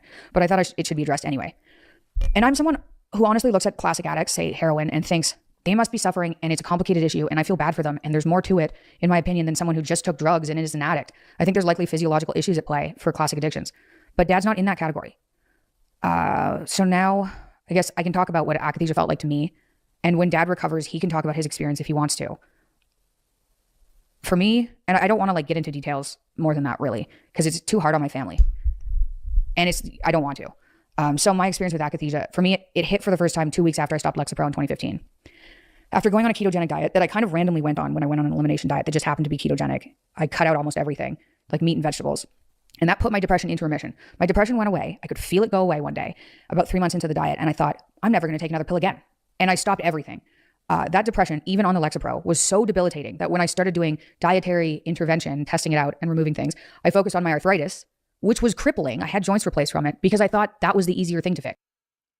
This whole story doesn't make any sense. She had arthritis. She got her joints replaced, so they're completely resurfaced. And then she's claiming she was still getting joint pain, but meat healed it. How the fuck would meat heal joint pain when your joints are already resurfaced? It just makes no sense. And that there was no way dietary intervention was going to touch something as severe as that depression that runs in my family. That's how you know the Lexapro wasn't fixing the depression. Because I felt the depression go away on the ketogenic paleo diet I was on, kind of like meat and vegetables and a bit of fruit, while on Lexapro. So I stopped Lexapro over a 2-week period, which is basically cold turkey, which was crazy after taking it for 11 years. But this was 2015, and even now doctors will wean people down in 2 to 4 weeks. If you have a doctor that suggests you wean down off of a long-term psych med in 2 to 4 weeks, run. That can literally give people neurological injuries, and that's what happened to my family from pulling the medication out too fast, although we were getting injured on the medication too. People need to hyperbolic taper, and I have links below to it, which is roughly a 10% reduction over every new dose. So if you go from 20 milligrams to 18 milligrams, then the next reduction is smaller and smaller and smaller and smaller. And sometimes that takes years. And sometimes people still like. How could that take years? It's a 10% reduction each dose. Can't do it. So I developed insane sensitivities to food, light, sound, stress, smells, chemicals, vitamins, supplements. Like my body freaked out. This is why I eventually started only eating meat. That wasn't for fun. It was because I was insane. And getting to the meat diet took me 2 years to figure out. And I suffered quite a bit, even on the paleo and ketogenic diet during that 2.5 year period. So the akathisia and the bad psych med injury symptoms felt like I was overwhelmed with a sense of impending doom that was stronger than anything you can naturally feel. And I know that because, for instance, last summer I was in the hospital with my newborn, and we thought she was going to die. And that was the worst thing I've ever experienced. But the stress response I experienced during antidepressant withdrawal was almost hallucinogenic. Like it wasn't a natural stress response. That's, I guess, the best way I can describe it. It felt like I was falling into a volcano while being chased by a bear. Like I had the physical sensation sometimes that I was falling. And there were days when the only thing that felt soothing was wrapping my arms around me. This was like more of the akathisia symptoms, and rocking back and forth to try to calm down, or stamping my feet, or like shaking my hands. It felt like severe restless legs. How about you just go for a run or ride a bike or lift some fucking weights? Like these people are just like, it's like they say they're not addicted to stuff, but then they have these like weird comfort pleasure seeking behaviors where they'll never do anything productive and they'll just go to like some safe space. $2 what an idiot. Let me see. You're telling me you think it's a good idea to like waste endless amounts of time doing cardio rather than just like take a GLP-1? Well, I don't want to inject myself with stuff. This cardio actually makes you feel good besides just like losing weight. Like it makes Wait, it makes you feel good? Yeah. Dude, am I being It does. trolled? It literally makes you Clavicular is very lazy, and yeah, that's kind of why he looks like a skinny, malnourished twink. motivated. It makes you like happy. It does. Wait, how could What's happening? How could literal energy expenditure make you feel good? Like, This guy is so fucking lazy. It's insane. that is gonna make you feel bad. Bruh. Holy fuck. Some people like just need to fucking lift and exercise, bro. Thanks for the donation too. But also in my arms and body. Everything I saw was pixelated. I couldn't see color properly. I felt like I was in the upside down in the show Stranger Things. I couldn't listen to music. Music hurt my ears. There were days I couldn't watch TV even. I couldn't lay in bed and watch TV. I just had to lay in a dark room and try to not panic. There wasn't a comfortable position I could get into. Light hurt my eyes, sound hurt my ears. My sense of smell was heightened. I sprouted full-on allergies to things I'd never been allergic to. At the time, I was so unaware that stopping Lexapro could cause these symptoms that I thought it was my autoimmune disorder somehow, or sudden extreme food sensitivities because I had limited my diet to a paleo keto diet, which obviously doesn't make any sense. You don't cut things out and then when you reintroduce them, you hallucinate. Like, that's not a thing that happens. The main thing that flared up my neurological injury were foods and preservatives. Like, they don't know any of this. Like, I think they're hypochondriacs, and they just think any little sensation they get is, some horrible disaster. And then they freak out. Like, here's the thing. Whenever there's something that's, like, affecting your mind, like, you feel angry or sad or nervous or whatever, like, if it's in your head, it's in your head, right? So, like, all you have to do is just not think about it, not care, like, distract your attention. Like, if it's in your head, it's in your head. So, these people have never learned any strategies with emotional control, learning how to actually calm themselves down, distract their attention away from things, and they just hyperfixate and then just get super fucking paranoid and anxious, and then they just make everything fucking worse. Preservatives in foods. And then for Dad, his symptoms when they got really bad years ago and more recently were more severe than that. We're not on an all meat diet for fun. We're on an all meat diet because we've been left with extremely long lasting sensitivities and You're on an all meat diet because you're a fucking retard. Neurological injuries from these medications. And Dad's more sensitive than me. Maybe because he was older or on SSRIs longer, and because of the clonazepam for sure. So that's a brief description of my experience with akathisia and psych med withdrawal. It lasted 2.5 years for me, and it only started to go away when I switched from the paleo, dairy-free keto. You could say they're not emotionally intelligent. No, I'd say they're just unintelligent. Diet to only eating meat. So in the middle of that antidepressant withdrawal years ago now, after a period of not sleeping from a reaction to a preservative called sodium metabisulfite, Dad was prescribed clonazepam. And most of you guys know this. He didn't take it for fun. He took it because he hadn't slept in like 3 weeks. And I know that's true because I had we both ate the same thing that had sodium metabisulfite in it. And I had a similar response, but very horrifying, less severe though, where I threw up and then I didn't sleep well. Here we fucking go. Oh, I ate something that had a preservative. I didn't know the slice of bread that I ate had a preservative in it. That's why I can't sleep. Oh my God, I'm throwing up. I need medication. Like, get over yourself. Holy fuck. Well, for about 3 weeks, and it was horrible, horrible. He was pale, near anaphylaxis, couldn't really breathe. That was one of those weird allergies that popped up that neither of us had before stopping medication. I didn't have food allergies before stopping those meds. Neither did he. Insomnia so severe you do not sleep can be part of having a psych med-induced neurological injury. Glutamate skyrockets when GABA systems are damaged because GABA is what counteracts glutamate. And we don't really understand a lot of what's happening, but severe insomnia is discussed a lot amongst. She must have asked ChatGPT some of this shit and then just came up with like some fucking dumb ideas. You can't sleep because you're an overly neurotic fuckwit who like just keeps fixating on like stupid nonsense, and you get yourself anxious to a point where you can't fucking sleep. Just like fucking flick your bean and like just like nod off. People with psych med injuries. I had a hard time sleeping for years. Even after my antidepressant withdrawal, neurological injury went away with the lion diet. I still have a hard time sleeping. Like, that's still my probably most sensitive area, although it's manageable. I'm fine. But I use white noise, a cold room, an eye mask, earplugs. Something's still off. And I'm sure it's from the lingering damage SSRIs did. Dad's doctor prescribing him clonazepam for insomnia due to the undiagnosed SSRI withdrawal, or more aptly described as neurological injury, injured him further. And that's how he ended up with full-blown akathisia for about 2 years after realizing the clonazepam was causing issues, after his doctor raised the dose of clonazepam when my mom was diagnosed with cancer and given 8 months to live.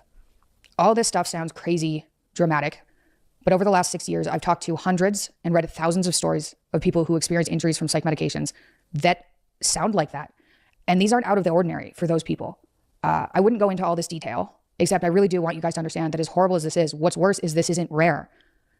People who get injured by these don't have a voice, really. They're too sick to have a voice. But I've talked to and been sent stories from thousands of people that are stuck in this hell.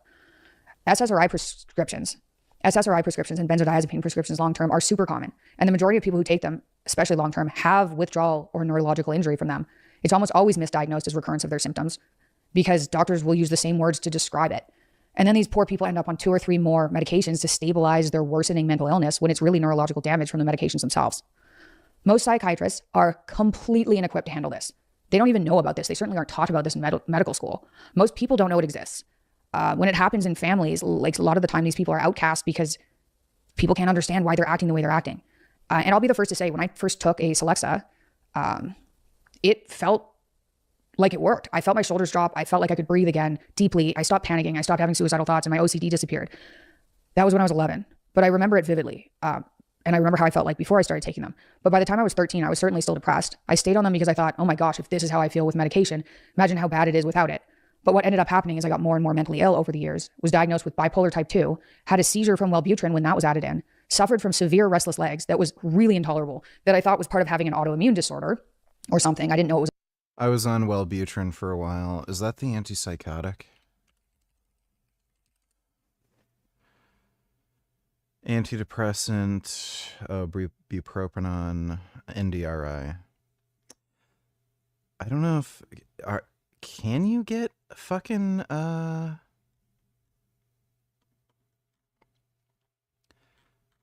Can you get a seizure from Wellbutrin? I've never heard of that. Common side effects include insomnia, dry mouth, headache, weight loss. I was on that for a while. Was associated with SSRIs, and I just ended up getting worse and worse and worse. I just always thought I would be even worse without the medications. That wasn't true. What I needed to focus on was mitochondrial health, really. So I'm going to get into that now. Mitochondrial dysfunction is like ketogenic research. In 5 years, it's going to be mainstream. Like ketogenic therapies are moving into the mainstream, thank goodness.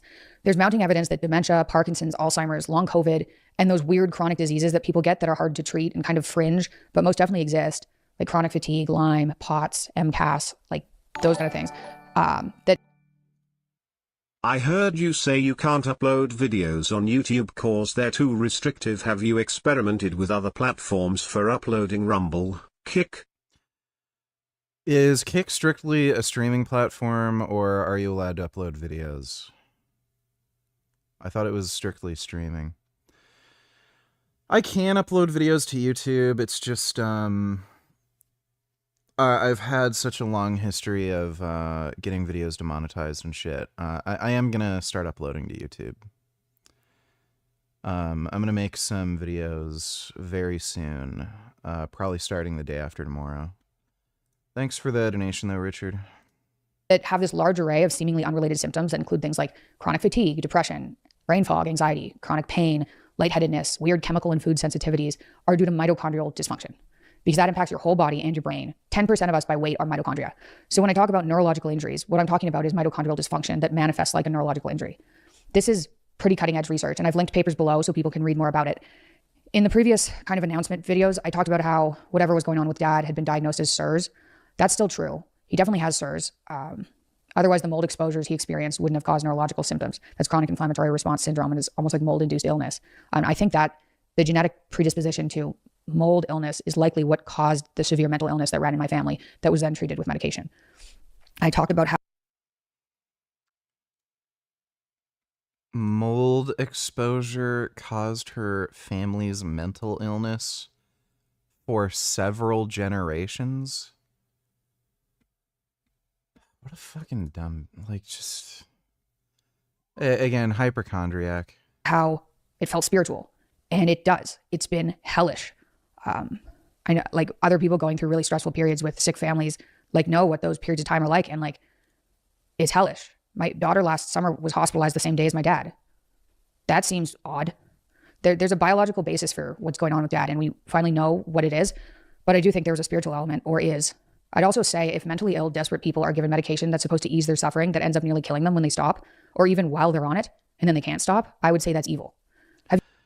You know, I will agree with her on one specific issue. Doctors are fucking retards, and no one can ruin your health as well as a doctor can. They have no fucking clue what they're doing when it comes to things like some sort of, like, some weird chronic issues. So if you come in with a broken leg, they can fix your broken leg, no problem. If you have high blood pressure, they can give you blood pressure meds, fix that, no problem. High cholesterol, they can fix that, no problem.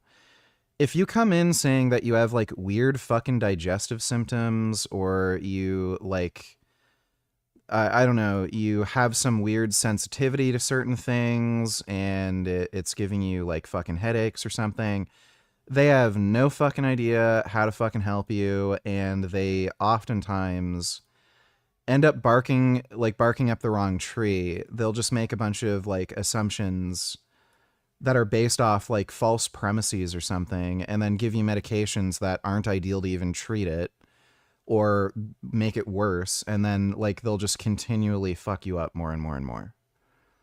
So I'll agree with, I agree with her on that doctors are often completely unequipped to deal with a lot of these issues. Have you guys heard of post-SSRI sexual dysfunction? It's way more common than people realize too. And podcasters are starting to talk about it, which is good. But it causes seemingly permanent genital numbness and anhedonia, so emotional numbness. It makes people suicidal. I've never heard of prolonged, indefinite sexual dysfunction from SSRIs. I definitely noticed while I was on them, I had reduced penile sensitivity, which made it even more difficult to come. And I'm not particularly sensitive to begin with, and that made it really, really fucking difficult to come. But once I stopped, it went away. It did get better after I was on the medication for a while. The most pronounced effect was when I first started taking it. And it got a little better after a while, but I did notice that it did reduce sensitivity. Suicidal because they can't feel anything. And that can happen from short-term use to some people of these medications. Finasteride is one of them, SSRIs, any medication that can cause things like that, akathisia, PSSD, that level of suffering is evil, I think. I do think our family has been attacked spiritually because I cannot understand the level of suffering that I've been through, let alone my dad's been through. Yes, ghosts are attacking you.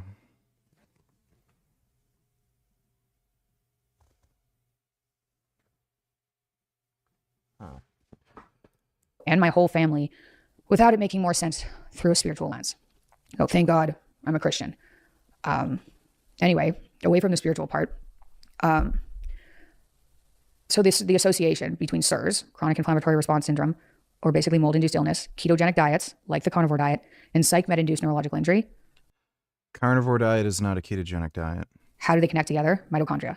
Mold causes mitochondria to hibernate to protect themselves and shut down, which causes this weird array of symptoms I talked about. Psych meds cause mitochondrial dysfunction. I've linked the papers that manifest as a neurological injury. And a ketogenic diet gives mitochondria an alternate fuel that helps them heal and helps them work, which is why it's so massively useful and why we're just eating meat.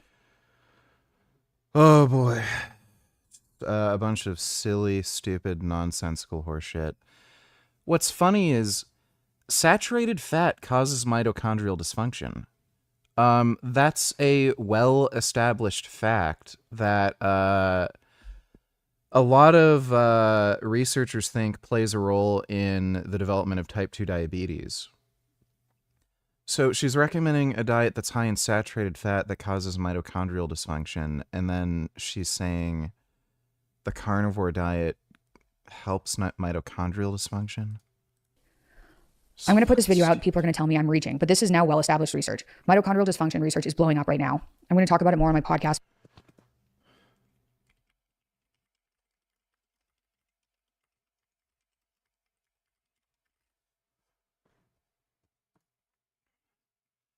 Saturated fatty acid-induced insulin resistance is associated with mitochondrial dysfunction in skeletal muscle cells.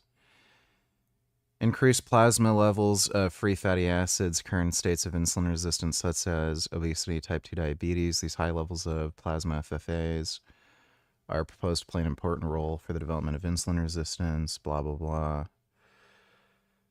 blah. C2, whatever, myotubules treated with saturated palmitic and steric, and yeah, blah, blah. So basically, they just exposed muscle cells to saturated fat, and guess what? It caused mitochondrial dysfunction. So she's recommending a diet that's high in saturated fat, and then she says her problems are related to mitochondrial dysfunction, but her diet would be expected to cause mitochondrial dysfunction. That's because it's promising. It's really promising. And understanding what's wrong is really the only way to figure out health problems. Like I said, there are papers linked below, so you don't have to just take my word for it. And I would have made this video shorter, but I wanted to address everything I could. In a fit of frustration and anger at this situation and how unfair it is, I put a website together that I linked below called prescribed-harm.com, which goes into the research about psychiatric medications and what they're doing to people. And if you're watching this video and have been injured by these medications, you can write your story on that website too, and I'll post it. Or maybe that website will be useful to explain to family members what's going on, or doctors who don't usually know what's going on, or leave a comment below to show people this isn't uncommon. These injured people are so hurt, like I said, that they can't usually have their story told because they're just trying to survive. And they're basically disabled and traumatized and gaslit and misdiagnosed. I'm going to be jumping up and down for a while, probably until this is dealt with properly, about the dangers these medications produce, until things are changed, or at least until it's common knowledge that people need to be aware of this before they start the medication. Pharmaceutical companies rename these neurological injuries and psych med side effects and use language to hide the symptoms. Like, they don't differentiate between recurrence and withdrawal. And withdrawal, especially because these psych medications cause mitochondrial dysfunction long term, now that we know it's a neurological injury. Okay. Well, that was a lot of dumb. In November 2024, a man in Kentucky presented to the emergency room with leg weakness and pain. This was his third time in the hospital in 4 days, and this time he was agitated and he was foaming at the mouth. Doctors spent days trying to figure out what was wrong. He was transferred to a hospital in Ohio, and they did find something. The brain and the spinal cord are protected and cushioned by the cerebrospinal fluid, CSF. When doctors stick a needle into his back to collect the CSF and test it in a lab, they found that he tested positive for toxoplasma. This is a parasitic disease one can get from animals such as cats, and this could explain his neuropsychiatric symptoms. And he had a bulging lumbar disc, and that could be pinching a nerve, causing his leg weakness. But as days passed in the hospital, this man started having nonstop seizures. His brain was swelling in his skull. Doctors contacted the Kentucky Department for Public Health, the Ohio Department of Health, and the CDC for help. They sent samples from the patient to test, and all three independently found out this man had rabies. When they sequenced the genome, they found the rabies virus was consistent with the known strain found in dogs in Haiti, which is where this man was from. He had arrived in Kentucky to be with family 7 months earlier. He had a job at a warehouse, but sometime before he had left Haiti, he came into contact with a rabid dog. The dog's saliva made contact with some broken skin of his and got into his body. And the virus had been replicating in his body and migrating towards his brain. Usually this illness happens within around 3 months of the first contact, so his was a little bit longer than normal, but the rabies confirmation arrived after this man passed away in the hospital, 40 days after symptom onset. One reason why it took so long to figure rabies is because it's so rare in the United States. It's not the first thing that we're thinking of in the hospital, although this particular case did kind of take a while for this man, and it was considered at various points, just they didn't go through and test it. But he wasn't known to have had contact with animals when he was in the United States. That maybe should have kicked off something to someone, given the fact that this man had toxoplasma too. The point of this case is to underscore how valuable public health consultation can be if rabies is considered early. We have these resources available, you just need to reach out. Rabies is a weird disease. Male enhancement supplement accident.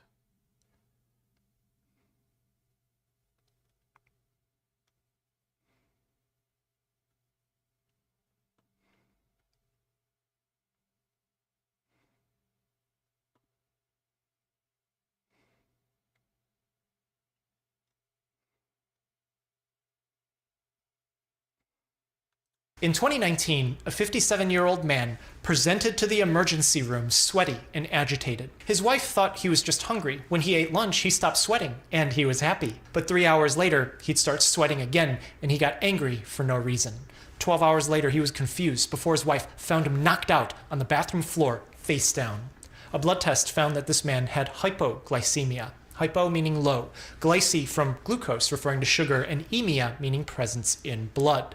Low sugar presence in blood. This causes symptoms like agitation and confusion because sugar isn't getting to the brain. This man didn't have any diseases that would cause hypoglycemia, and the body has mechanisms to prevent blood sugar from becoming this low. Doctors infuse sugar directly into his veins, and very quickly he snaps back into consciousness. He told doctors that he couldn't get his erectile dysfunction medicine refill because of his insurance. So he bought male enhancement pills at the gas station to make up for it. He took 1 pill a night for 3 nights, and doctors immediately knew what happened. 10 years earlier in 2009, a batch of diabetes medicine was mistaken for erectile dysfunction medicine.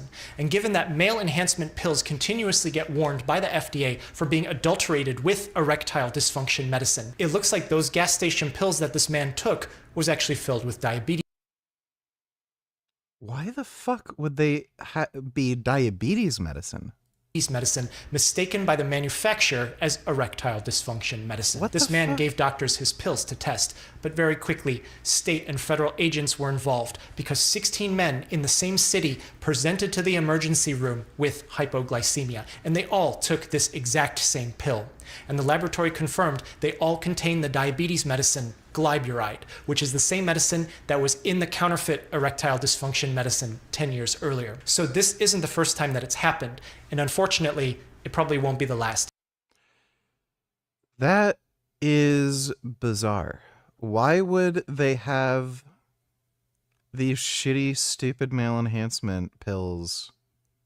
Why would they have diabetes medicine in them? In 2023, a 15-year-old boy presented to the emergency room with nyctalopia. Nyct derived from Greek meaning night, al abbreviated from a Greek word meaning blindness, and opia meaning a visual disorder. Night blindness, but actually, he couldn't see from both eyes in daylight, too. 6 weeks earlier, he'd wake up every morning and everything was dark. His parents brought him to an eye doctor, but they didn't find anything wrong. And every morning, things just kept getting worse. One time when he was a few years old, his dad gave him 1 chicken nugget, and it was over. His dad would try to give him different food, but the boy wasn't having it. Chicken nuggets became the only thing that he'd eat, and it devolved into the kind of situation where he'd eat at least 75 nuggets every day, and he did this for years. But over time, something was wrong. The boy started having trouble seeing. He'd walk into walls so hard that it would knock him down to the ground. He'd wake up screaming in the morning because he knew it was sunny and bright outside, but his field of view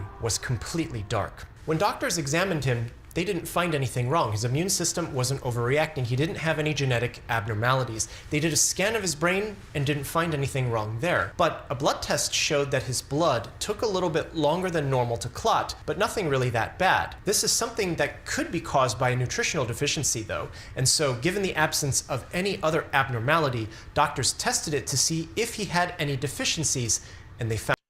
You know, they probably wouldn't have had to do all these tests if he just said, I eat nothing but chicken nuggets. Like, oh my God, how many hundreds of dollars, if not thousands, did they spend on fucking medical tests when he could have just said, yeah, I eat 75 chicken nuggets a day. You think that might have anything to do with me going blind? Found where all of his problems were from. Chicken nuggets aren't nutritionally complete. No single food is. It's missing multiple vitamins, most notably vitamin A, part of which emerges from beta carotene. And you may have heard that meme that carrots help improve your vision in the dark because it contains beta carotene. And with this deficiency, it can result in. All he needed to do was take a fucking, like, multivitamin. What fucking parents don't give their kids a multivitamin? Like, you know.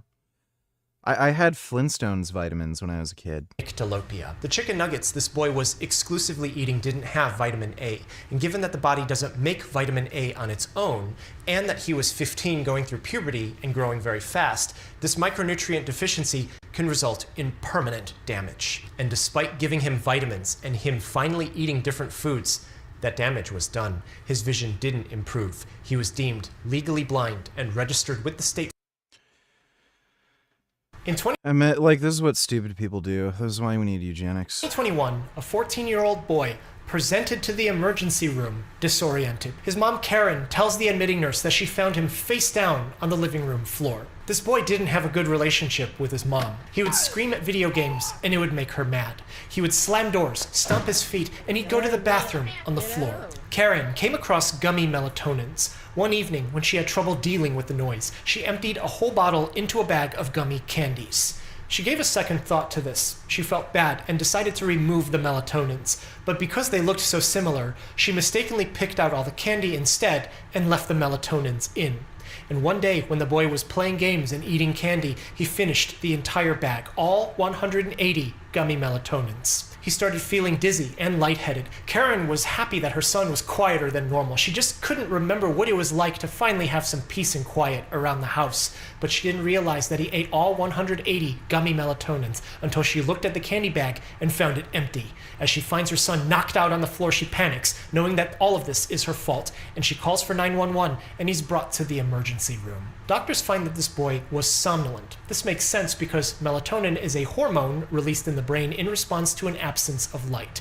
It signals to the body's biological clock, being one of the brain's chemicals involved in sleep. This is one of the things where it'll circulate around and throw things off balance, but the body appears to have a limit on how much it can interact with massive excess of melatonin, except in a few cases. One thing it's been seen to do in children, although pretty rare, is to make their breathing life-threateningly shallow. CDC has reported that pediatric melatonin ingestions resulting in emergency room visits have skyrocketed since 2012, and they've stayed high ever since. 2 patients out of more than 250,000 recorded cases died.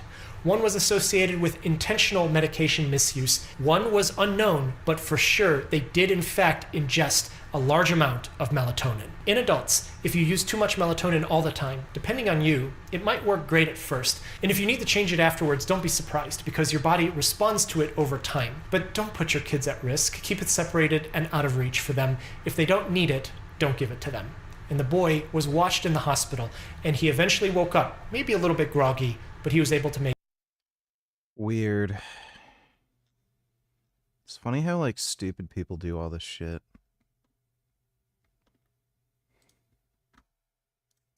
Some of this chicken looks more like a chemistry project than a... Oh, wow. Okay, this guy's a retard. We're not watching this video. How do you fuck that up? You have, like, an audio channel going to one ear? How the fuck do you fuck that up? It's fucking retarded.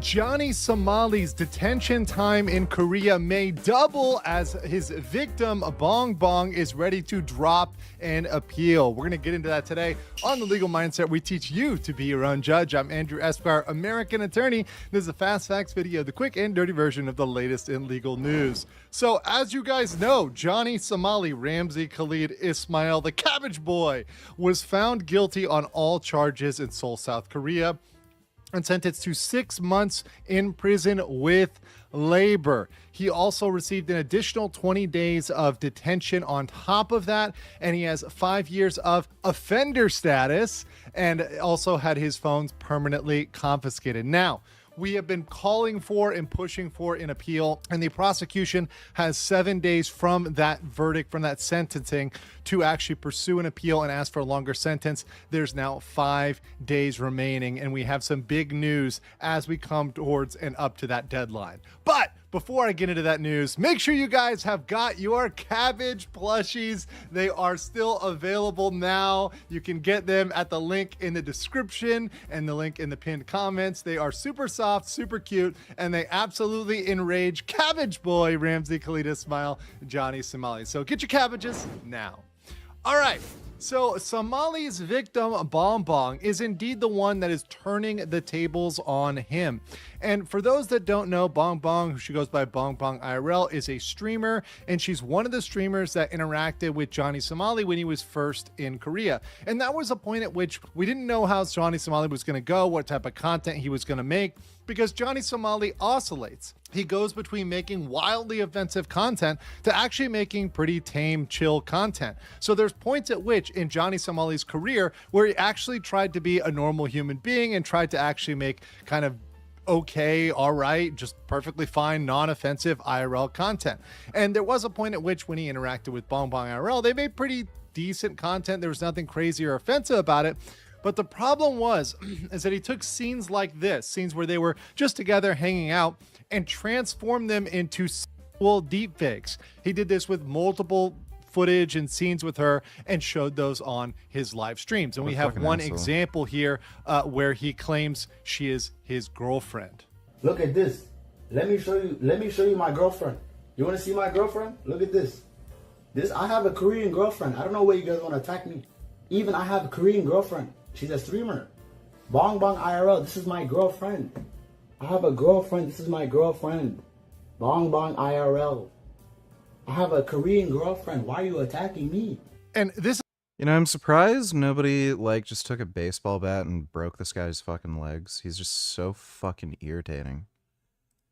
Like such a genuinely irritating, annoying person. His face, his voice, the way he talks, the way he moves, the way he acts, just nothing about him is in any way redeemable. Just the most irritating fucking person. It's like a fly buzzing around your face that you wish you could just like light on fire. He's lucky he didn't get like fucking beaten to death. this is a massive problem because, first of all, after this, he goes on after this and shows these deepfakes where they're making out, where they're kissing, etc. And he plays those for everybody and represents that. And it's a time at which he was attacking the Comfort Woman statue, which represented underage children in Korea. So at a time in which he was assaulting this, he was making moves that were provocative, vile, and knowingly, by the way, he knew that that statue represented underage children, and he went up and did things to it, made references to Diddy, Epstein, etc. All of those things, poured baby oil on the statue. He was doing that and then using Bong Bong as a shield. So Bong Bong was getting a lot of hate, a lot of vitriol, a lot of stuff directed at her based on her association with Johnny Somali. So she got an insane amount of hate, pushback, and all this other stuff from Koreans because she was a Korean that was associating with Johnny Somali. And that was absolutely horrible. It was a hell for her, and she never wanted to go through that again. So what she did was she filed a deepfake charge against him, and that indeed was one that he was convicted on. There were two separate deepfake charges, and one of which, as you see here, was Bong Bong, and Bong Bong indeed got that conviction. What do you mean you're going to do videos starting the day after tomorrow? Hopefully not some boring ass vlog where you show the blueberries and microwaved sweet potato you eat for lunch and then how you drove 30 minutes on the lime green bike to Walmart. No, it's not going to be vlogs. I will have some vlogs coming out, but it's not, I don't have vlogs planned for like, the next week. Thanks for the donation though, 21st. Diction. Now, one thing is, people were saying, okay, well, how does she feel about this? Well, you can see kind of when she went to court how she presented, because we have this this response here, and this is actually from after her court date. Final. Lawyer, the court judge asked, do you want him to be punished? So I say yes, because of all the thing I experienced, get through, something like that. That's what I said. So you can see here, Bong Bong, she's not displaying a lot of emotion. She's kind of serious. And a lot of people took that with her as saying, okay, well, she's not deeply, deeply hurt by that. But she indeed was hurt by that. And she was so hurt, she hired a lawyer to go ahead and intervene in this case and actually push for an extreme punishment. And after the verdict, we now have, just now, breaking news that that lawyer indeed, and that lawyer representing Bong Bong, has said they are not satisfied with that. And the excuse that they gave, that she was not sad enough, was not okay. So I'm going to read this statement from attorney Lee Dun-ho of the Nova Law Firm. This is Bong Bong's attorney. So he says, victim's position on the first instance. 21st, when I tell her, look at this sexy, cute Chinese girl. How did Durian Rider get her? When is...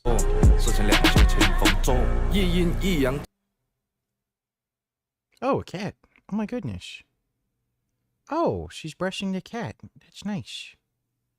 That's amazing. Wow, that's a good cat. Like how that cat is just hanging out. That's pretty nice. That's really good. Oh my god. What a nice cat. What do you got there? Melons, Yep. lychees, watermelon, lime juice. Lime sugar juice. And yeah, lime Some sugar bananas, juice. yeah. And all this fruit's really, really nice. Really, This really is nice. 79 Chinese dollars. The whole lot. Okay, search that up in your currency. Yeah. It's really affordable. Look how hunky this melon is. Nice. And then we have the melon knife. Yes, this is from Clinton in Adelaide. Victorinox. Cheers, That's Clint. you. Made it.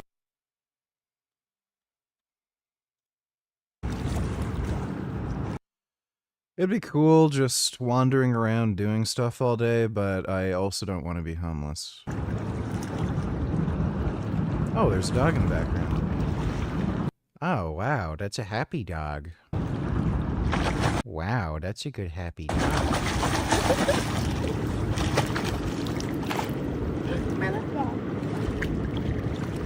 I don't know if you want to swim in that water. Nice. Yeah, that looks like it might be a bit dirty. Yeah, I don't know if you want to swim in that. Thanks for the donation, 21st. Verdict of Johnny Somali. The law firm Nova, as legal representative of the victim in the Johnny Somali deepfake digital sex crime case, the violation of an act on the punishment of sexual violent crimes, distribution of false video. This is Bong Bong's attorney, states its position as follows. On April 15th, the Western District Court found Johnny Somali, real name Ramzi Khalid Ismail, guilty on all charges, including obstruction of business and violation of the Sexual Violence Punishment Act, distribution of false video footage, sentenced him to 6 months in prison and ordered his immediate arrest. The immediate arrest of the perpetrator is a significant outcome. The court's clarification that repeated offenses were committed against an unspecified number of people for the purpose of YouTube profit and a degree of disregard for domestic legal order is serious, and it's a clear message that it will not tolerate acts of generating profit by trampling on the characters of others with provocative content. However, and here's the important caveat, it is regrettable that while the court found the defendant guilty of violating the act on the punishment of violence, the distribution of false video material, guys, that means the deepfake charge, it ruled during the sentencing that the victim does not appear to feel humiliation. The fact that the victim, that's Bong Bong, responded composedly should not be interpreted to mean there was no humiliation. This logic can send a false message to deepfake victims that they must actively express their suffering to have their victimization acknowledged. And I believe the lower sentence compared to the prosecutor's request, 3 years imprisonment, is not unrelated to this. As a result of consultation with the victim, once again Bong Bong, we have decided to submit a written opinion requesting an appeal to the competent prosecutor's office. Considering the impact of the court's judgment regarding humiliation will have on sentencing guidelines for future cases, we believe that a ruling from a higher court is absolutely necessary. I hope this ruling will serve as an opportunity to further raise social awareness regarding the infringement of personal rights and deepfake crimes committed using online platforms. As the victim's legal representative, the law firm Nova will faithfully assist in the appeal process and do its utmost to ensure that Johnny Somali receives just punishment commensurate with his crimes. And I could not agree more. So what does this mean in practicality? They're pushing for an appeal. They're actually going to be advocating for that. And when the victim is advocating for an appeal, not just the public, not just people that are interested in this going forward from the outside, like myself and others, but someone who's on the inside with one of the key charges here, this is a massive push for them to actually appeal. So let's assume that they do appeal. The prosecutor does take this recommendation and go to appeal. This can potentially mean double detention under the Korean Criminal Procedures Act. So let me explain this to you. We already have a sentence of 6 months in prison. Now I put a little asterisk there because technically it's 6 months in prison with labor. So that's him working in a factory or cleaning up the prison toilets. That's going to happen for 6 months. He's also got another 20 days detention. So it's really 6 months and 20 days, but let's call it 6 months in prison. On top of that, the court or the criminal procedure allows for another 6 months of custody, up to another 6 months of custody for the first appeal. So just the first appeal, and I'm not going to complicate this by getting into Supreme Court appeals because he can be retained and detained for even longer for the Supreme Court. But just for the first appeal, he can be detained another 6 months. So that effectively will double his sentence to 12 months, 1 year in custody. That would be absolutely grand if they can just go ahead and double that. So the appeal itself might take 9 months, it might take a year, and they can hold him for that time, and I think that would be absolutely justified and absolutely grand. So here's Nice. my judgment. Prosecutors now have overwhelming cause to file an appeal. There's absolutely no reason why they should not or would not file an appeal, and I do expect that to happen in the next week. Also, this appeal doubling at a minimum the amount of time Johnny Somali is detained. So this is just assuming that there's an appeal and they don't even win the appeal. But what happens if they win the appeal? Let's say they go back, they appeal it, and he gets 2 years or 3 years. That would be grand, because then they've effectively done a 3x, 4x, 6x, whatever. Am I imagining this, or do his eyes seem to be pointing in opposite directions? Do you guys see that? Looks like his eyes are pointing out. I wonder if he has a thyroid problem. Of the time that he was sentenced. So not 6 months, but let's say 2 years, 3 years. That would be awesome if they win. But even if they don't win, they double it at a minimum, and I like those odds. Somali had a plan to blackmail Bong Bong. He actually called it his Uno. You know, I am noticing this eye in particular, it seems to be bulging out more. He might have a thyroid problem. Uno reverse. But now Bong Bong has done an Uno reverse back to his reverse and hit him with +6. Do you think you're stronger than the strongest... Oh, wait. Do you think you're the strongest Somalian on the planet? No, because I'm not Somalian. Kid Boo donated $2. What opinion about men do you have that makes people feel like this? The internet constantly tells women that men are terrible listeners because the second women start venting about the day, man immediately interrupts to offer a logical solution. We're taught to view this as him being dismissive, emotionally unintelligent. Well, no, it's men actually being useful and helpful. Strict unpopular truth is that to a man, fixing a problem is his absolute highest, most desperate form of empathy. Women vent to connect. No, they vent for attention. We want our partner to just sit in the dark with us and validate the emotion, but men are hardwired to view the woman they love being distressed as an active threat when he immediately offers a spreadsheet strategy solution. He isn't trying to silence you. His brain's trying to... Well, look, I don't care what you fucking tell me about, like, female nature or something. If you say you have a problem... and somebody offers a solution to help, and your response is to take that as, like, some sort of personal offense to you, then you don't have a problem. You just wanted to blab about bullshit so that you can get attention. That's it. Thanks for the donation, though, Kid Boo. Months. She is key to keeping him in there for longer, and that lawyer and Bong Bong working together to submit that written appeal to push the prosecutor's office is key. So if you guys can support Bong Bong in this and leave a little positivity for her to encourage her to do that, we all want to see Johnny Somali in there for a just period of time, and the majority of people think 6 months is not enough. So I'm happy to see a potential doubling here. But let me know what you guys think in the comments, and I'll catch you on the next one. Well, that's good. He does not deserve to see the light of day. Johnny Somali should just be locked up indefinitely. That guy is just such a cancerous fucktard. Can't stand him. Prediction markets, 2026 murder season. This is going to get a little dark. Officially, China's 2026 murder season is in full swing. What you're seeing here are mountains of confiscated electric bicycles. It may seem crazy, it may seem wasteful, but right now the government is actually going into people's homes, going into schools, and confiscating these.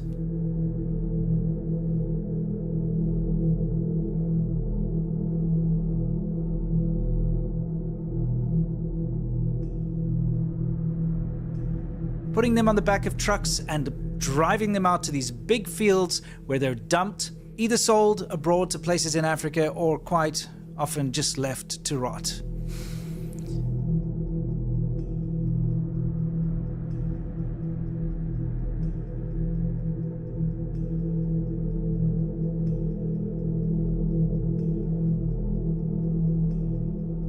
China, in all of its wisdom, has decided that certain types of electric bicycles, the ones that people rely on, to do food deliveries, the ones that people use as their family transport to get to school, to get to work, they've decided that no, they're all going to be scrapped because they're illegal. This, of course, leads to the typical wasteful piles of rubbish lying around the Chinese countryside, whether it's subsidized EVs, e-bikes, shared bicycles, you name it.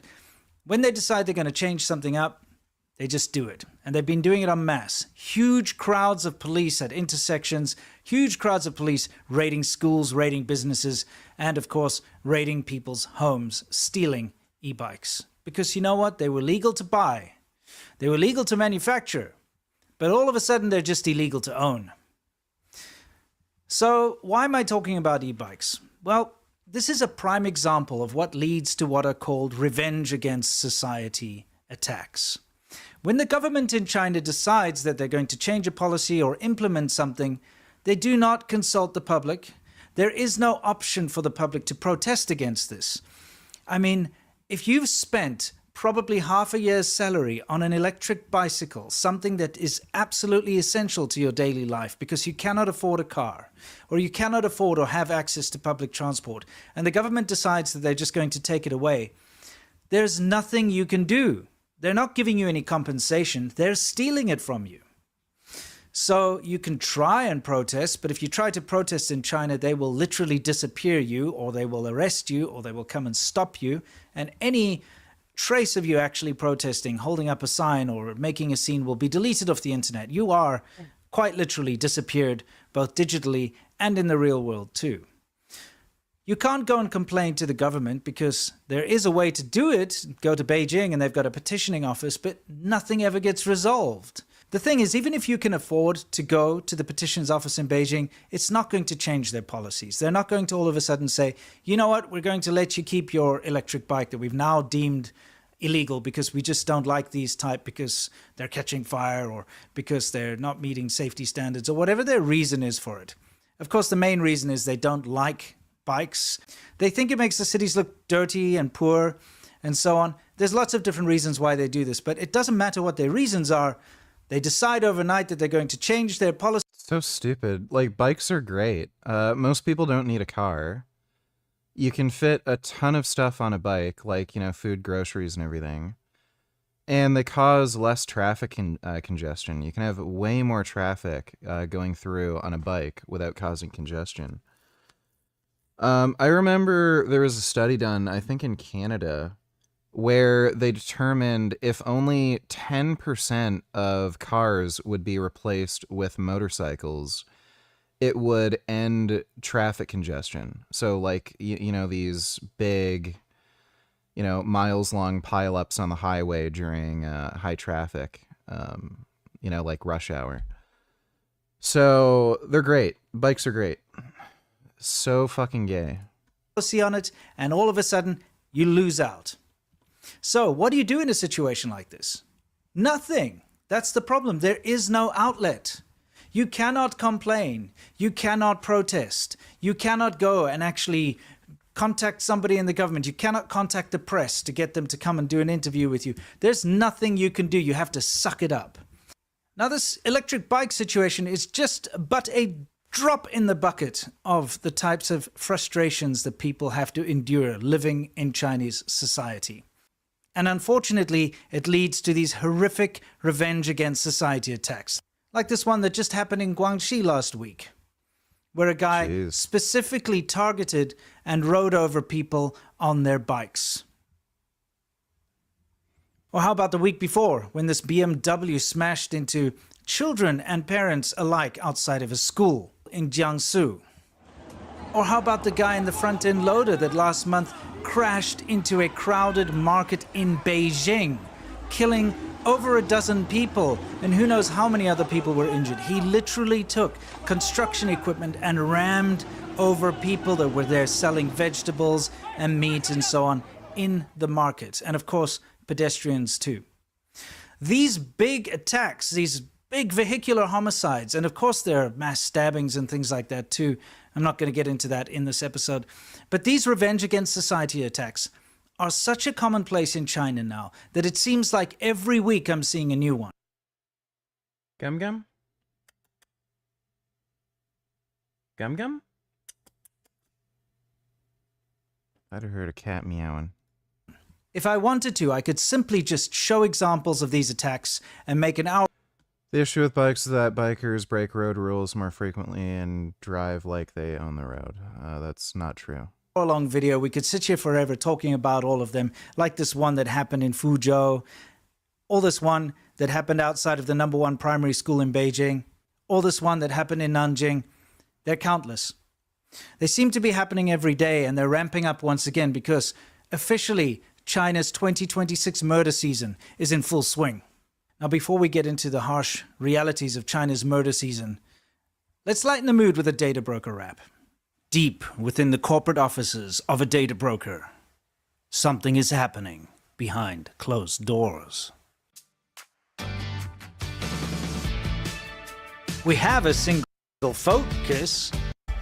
Horror to find my address and address. You say your personal line and use code helps you. They can't data end loader because back to the guy in the front end loader because this really sums it up. When he was wrestled from his front end loader and he was pulled out by the crowd because, you know, he'd literally murdered a whole bunch of people, they found a stack of petitioning papers in his front end loader on the dashboard. Apparently it was centimeters thick. The guy being going to the petitioning office in Beijing, there is one that you're allowed to go to. In the Chinese constitution, it says you can take your grievances to the government. Of course, it says that. Nothing ever gets done about it. But people go in a specific time.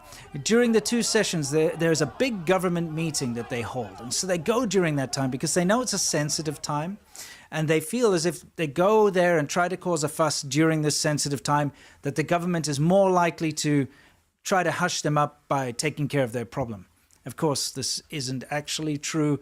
Lines outside of that place, they're massive every day, and I don't think anyone ever gets anything resolved, but at least they have the belief that they will get their problems seen to and resolved. So this guy apparently for years had been trying to get his problem, whatever it may be.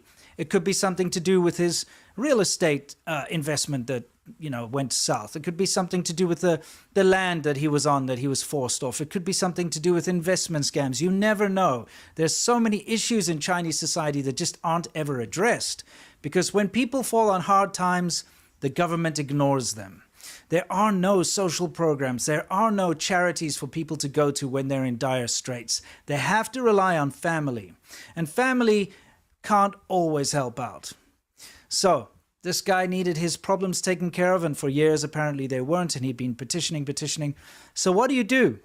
Unfortunately, in China, what people do is they try to draw as much attention to themselves as possible, and they do this through revenge against society attacks.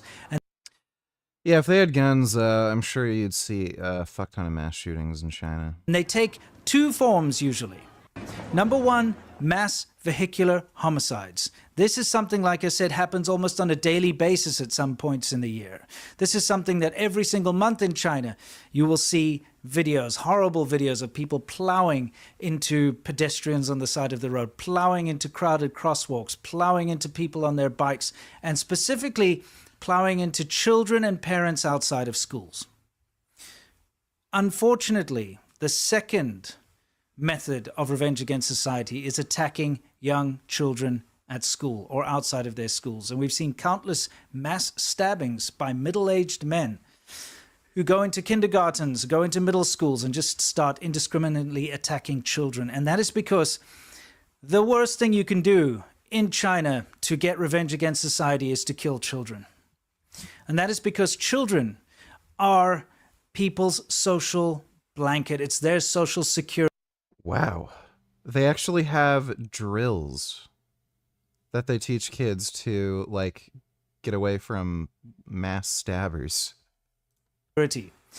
When you have a hell. child in China, because of the way the family structure works, you pour all of your money and your entire family's fortune into raising that child so that when you reach retirement age, you will be able to move in with your child and they will look after you. It's like a retirement fund. And if you get rid of somebody's future, somebody's retirement fund, that is the biggest revenge you can have against society. And that is why they go after children. But it's unfortunate to see that murder season has once again kicked off. This is a societal ill that will not go away. This is a societal ill in mainland China only. This is a societal ill that will only ever go away if people have a way of venting their frustrations. Of course, there's no excuse for these abhorrent acts and these terrible attacks. But when you have a system that is so oppressive, that doesn't allow a person that has a grievance to vent their grievance, to have a place to go and talk about it, to have the media to talk to have government institutions that they can reach out to have courts and rights and labor laws and things like that. When you don't have that, this is the result. Yeah, that's what communism does. Communism do what communism does. I'm just gonna go take a pee-pee. I think we'll play some video games. We'll play some games for a bit when I get back.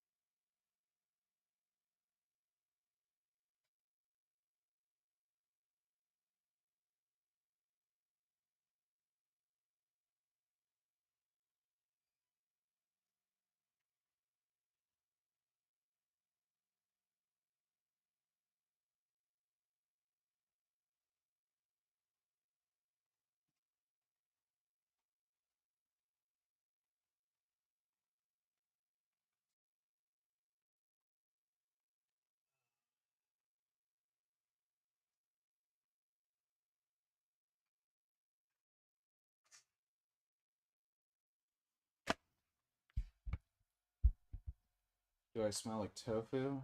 Maybe after I eat tofu.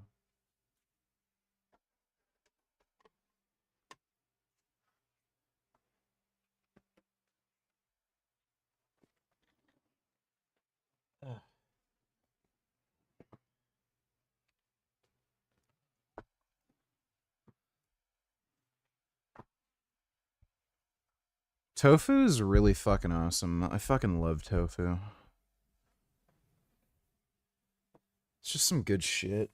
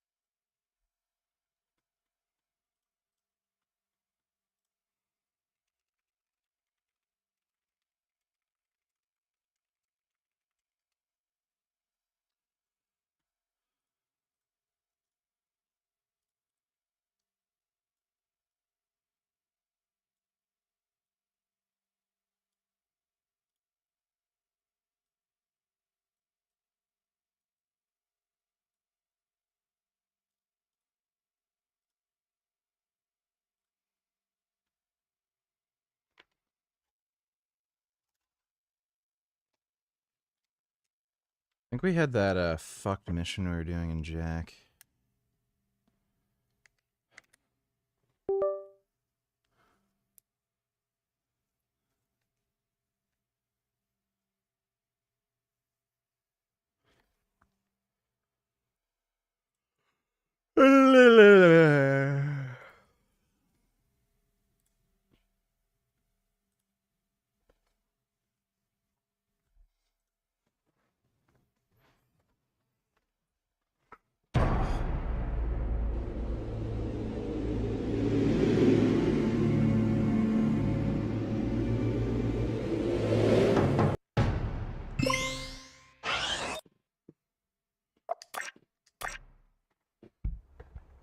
Oh. Seal off the area.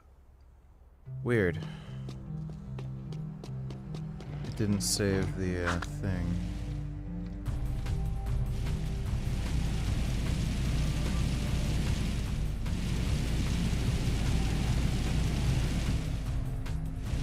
This area is off limits. Brave citizens, today, controlling Sector 9.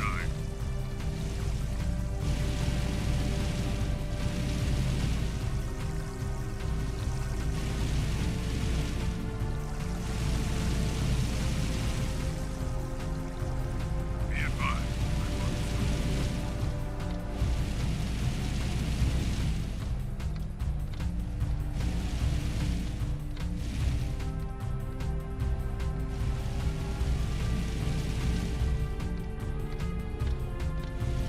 Moving to next sector.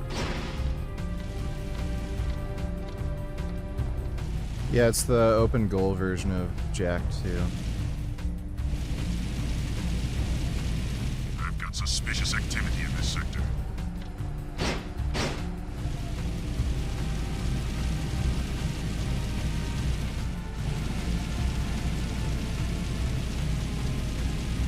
This is a no-hover zone.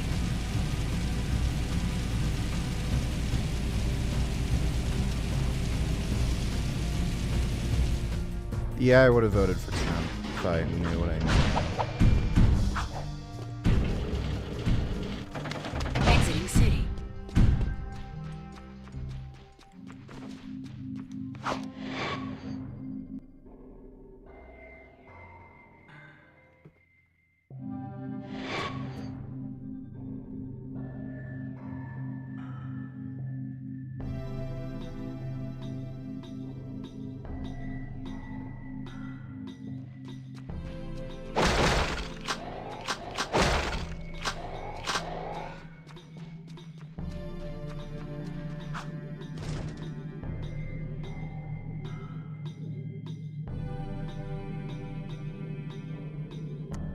Gig tired? I'm also a bit tired. It was late.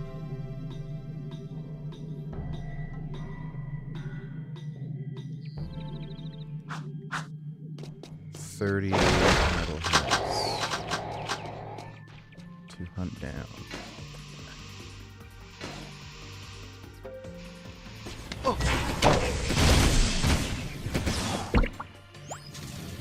Ah. Oh my god.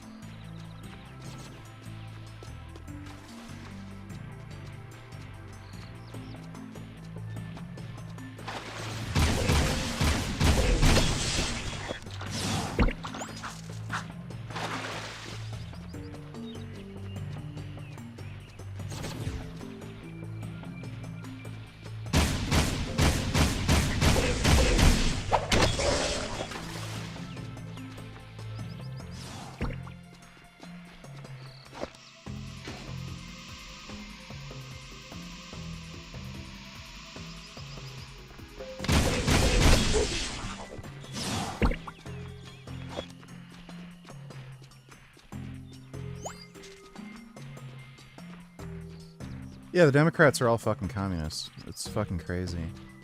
And if they're not communists, they try to appeal to communists. Like, they're all becoming, like, buddies with Hassan Piker and shit. It's fucking nuts.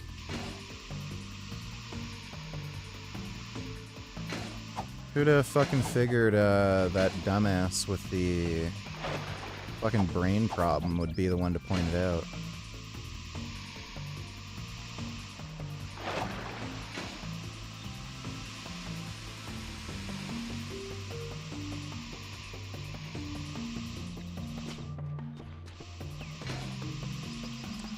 Yeah, I think this is where I, died. One time.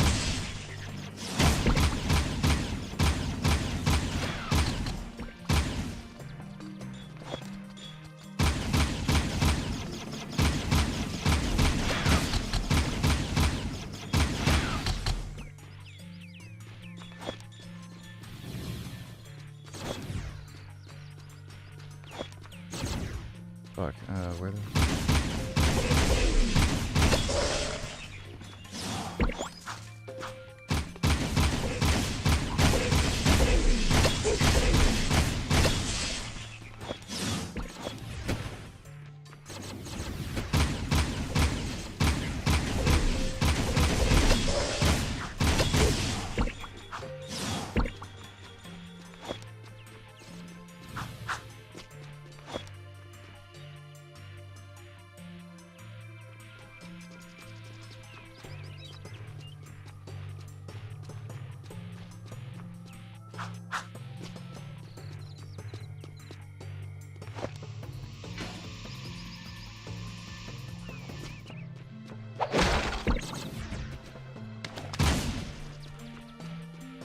Where the hell was that?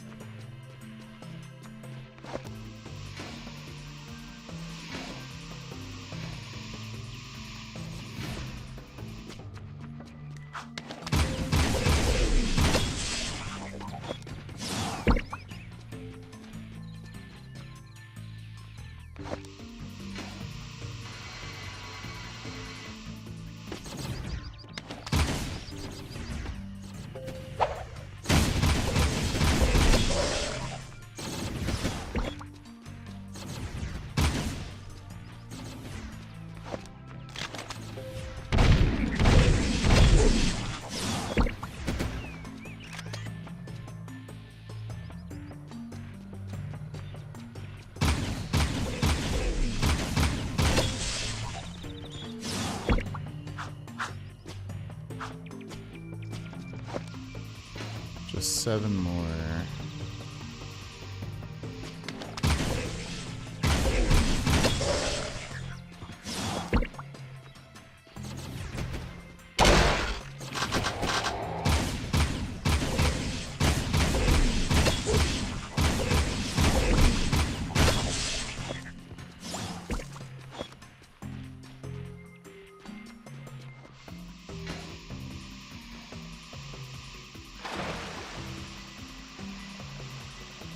Oh.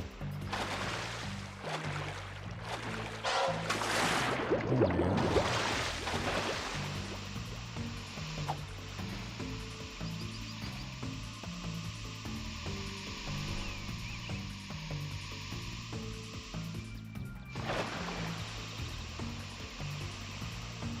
Oh,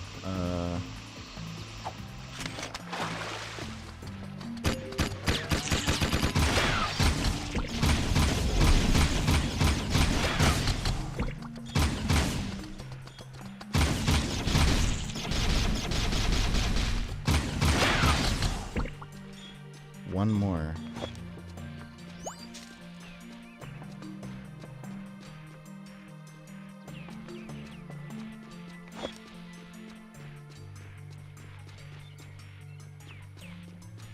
Where's that last one?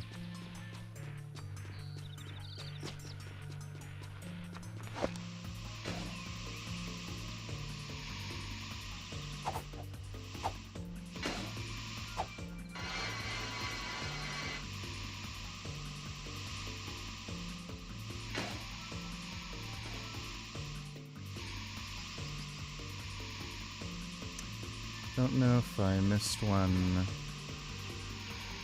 back somewhere.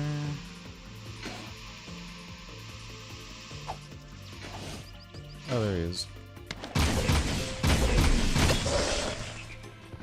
You wasted them all! I'm still not sure why combat metalheads are scouting this close to the city. To be honest, I wasn't sure you could handle this gig. Nice work. Hell yeah. Got her done.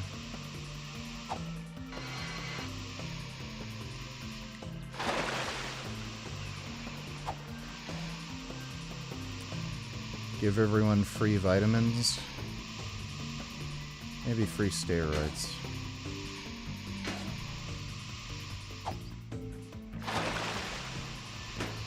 Okay, how the hell do I get out of here?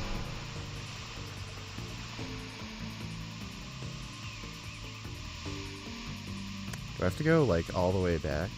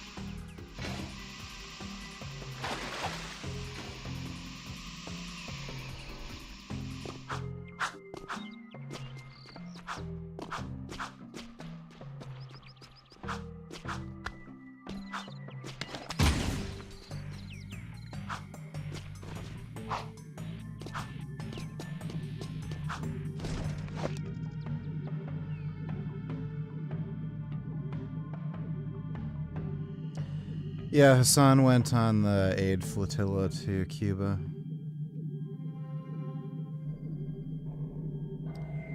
I fucking hate Hassan so much, dude.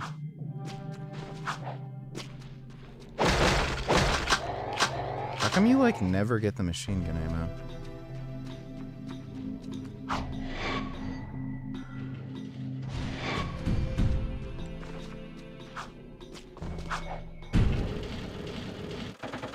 It's good to see you still alive. Seal off the area.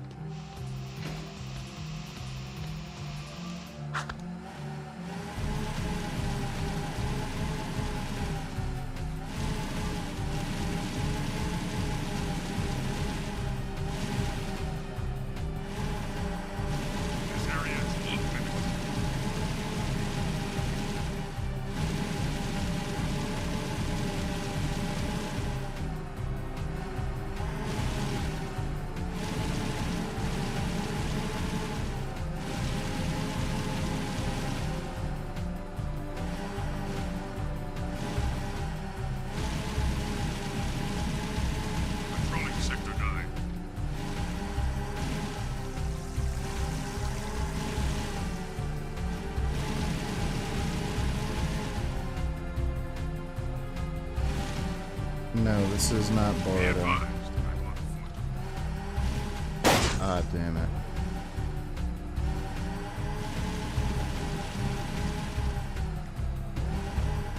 Moving to next sector.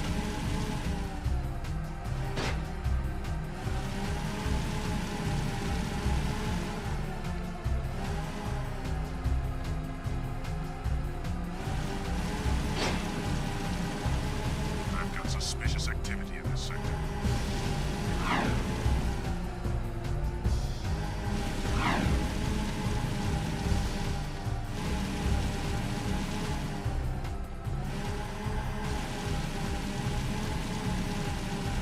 This is a no-hover zone.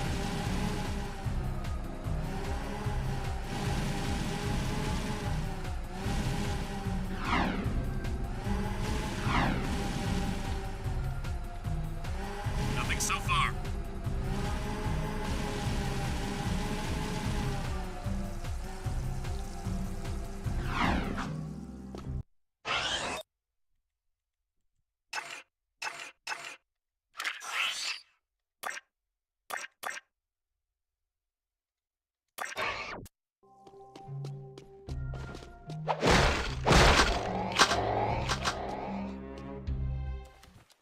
want you boys to escort the kid over to Core at the power station. He promised to look out for the boy, and I'm just too busy to babysit right now.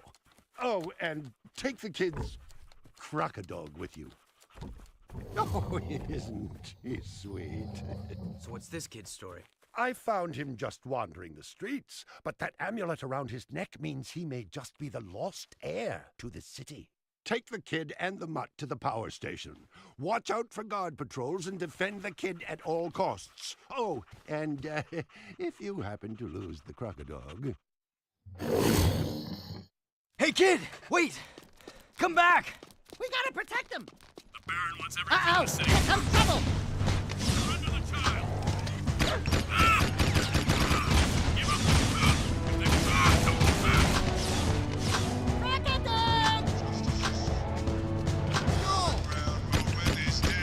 Here, Poochie Poochie! Kid! The Baron wants the kid alive. Stay with me, kid!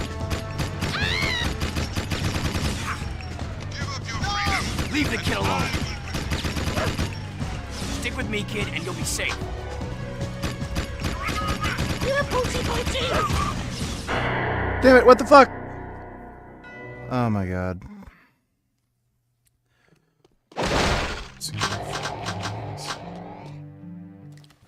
Hey, kid! Wait! Come back! Oh my god, this is gonna be a pain in the... fucking pain in the ass. Uh-oh! Here comes trouble!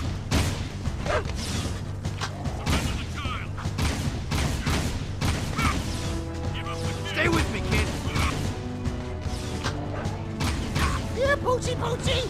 I am disappointed.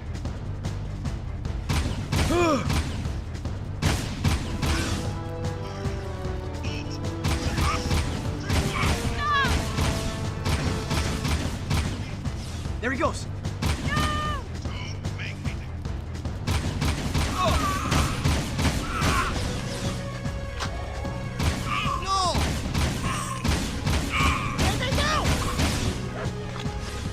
Leave the kid alone. Stick with me, kid, and you'll be safe. Kid!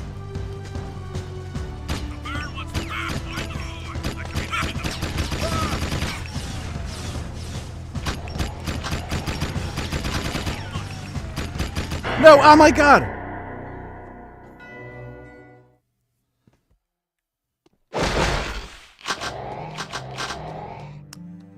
Why do we have to do this on foot? Why can't we have a fucking car? Wait. Come back! We gotta protect him! Dude, this is... Uh-oh! Here comes trouble!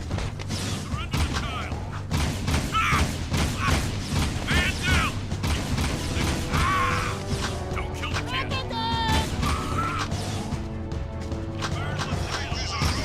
Here they go! Kid! Sacrifice is something you should do for your city. Sacrifice for your city. Stay with me, kid. You're under arrest. Leave the kid alone. Stick with me, kid, and you'll be safe.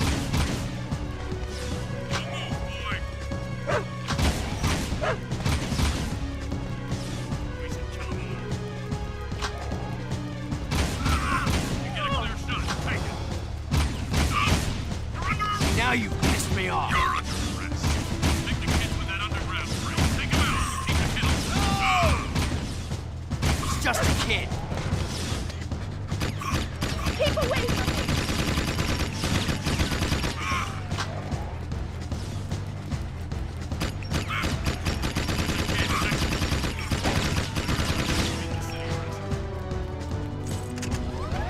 They've taken him in.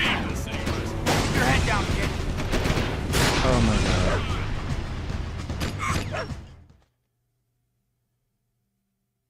Dude. Can you fuck yourself? Hey, kid! Wait! Come back! Can you actually fuck yourself? Uh-oh! Here comes trouble!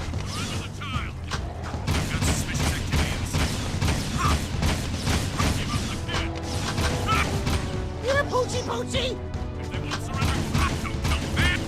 Here they go!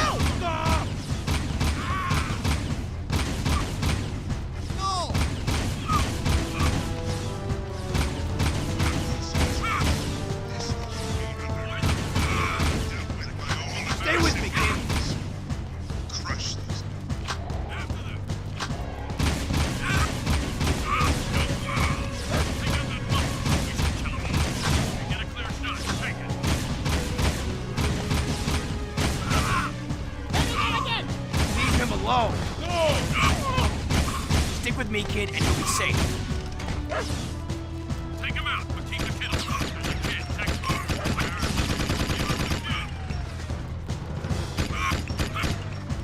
They won't surrender. The Baron wants the kid alive. They're taking him in. Fucking hell! Why did it just blow up?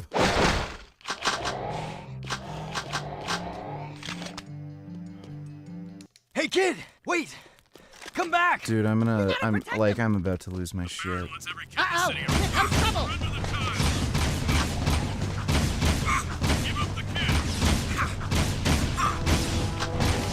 Stay with me, kid! There was no reason to make this that difficult. None whatsoever. Here, Poochie Poochie! Stop!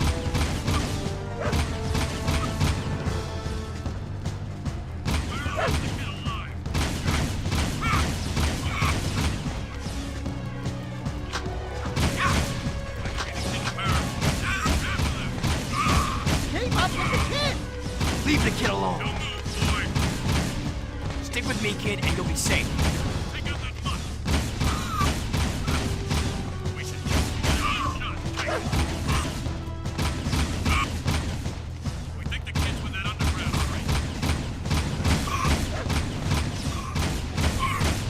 You gotta get in the vehicle with the kid.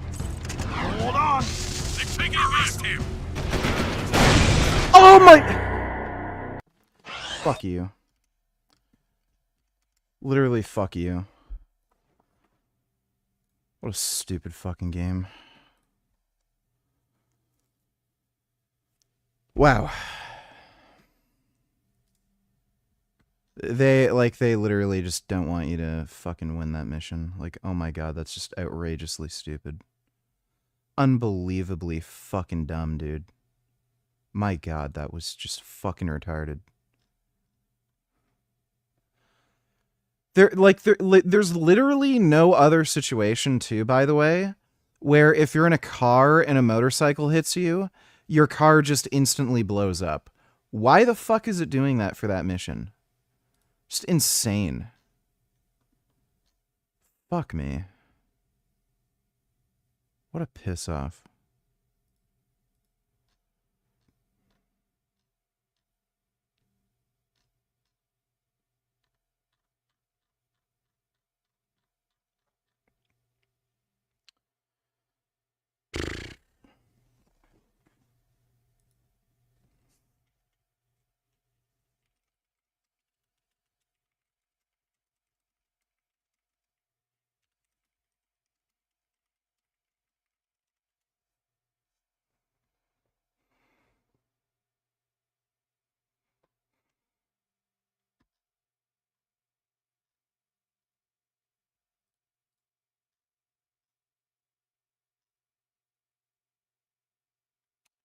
Xenoverse sucked. The newer one was Sparking Zero, right? Where the fuck's that?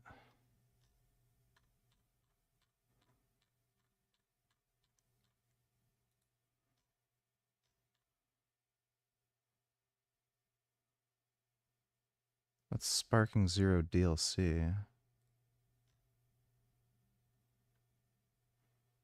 Dragon Ball Z Kakarot. Is that the latest one, or...?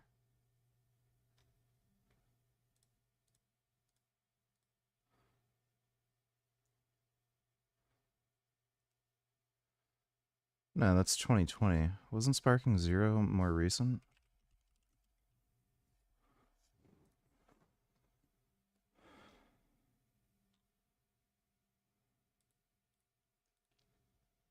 Yeah, I heard this was good. It's still like 46 bucks. Xbox Game Publisher Sale. Yeah, when the fuck is Gears of War E-Day coming out?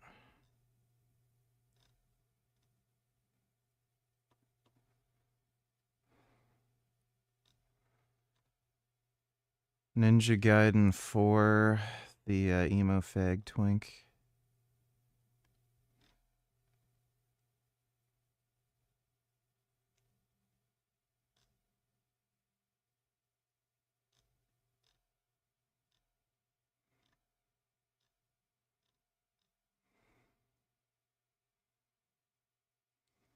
That comes out May, pretty soon.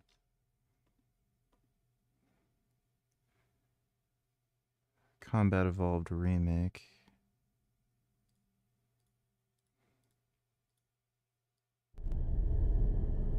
Chief, you gotta find the cartographer. We'll keep him busy as long as we can. Down, hit it, Marines!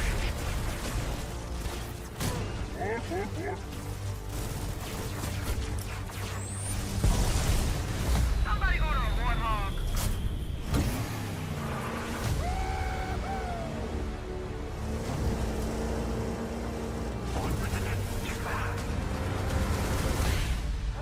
The Covenant are putting up a real fight. The cartographer must be here.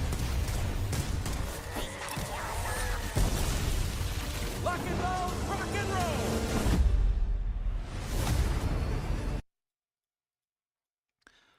I'll probably play that.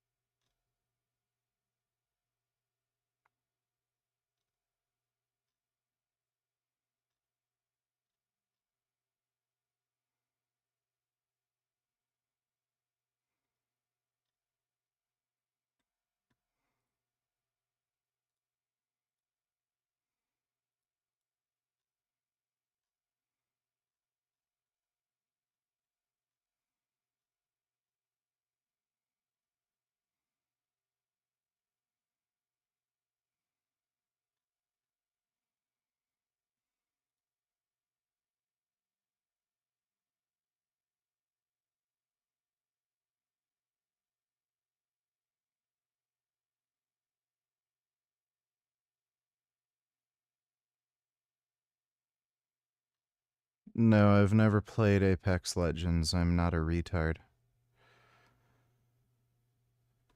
Not playing that fucking piece of shit. A lot of people like this.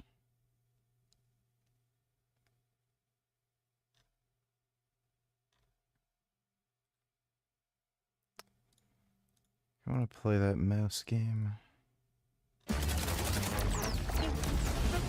Welcome to the trap, mouse!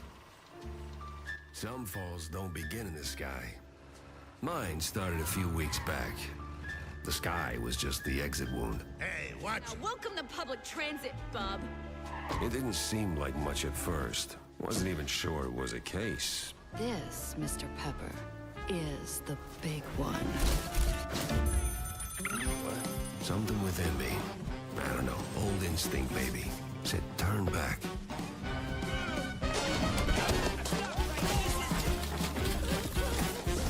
Get some solid evidence, and we'll get to the bottom of this in no time. This case was more trouble than it was worth. Grab my notification, donate $2, play Titanfall 2 campaign. No. I'm not gonna bother with that.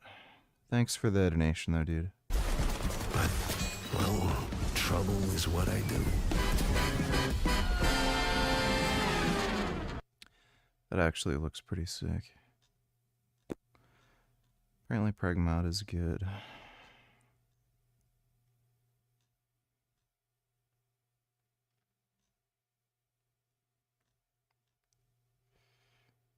Part-time witch.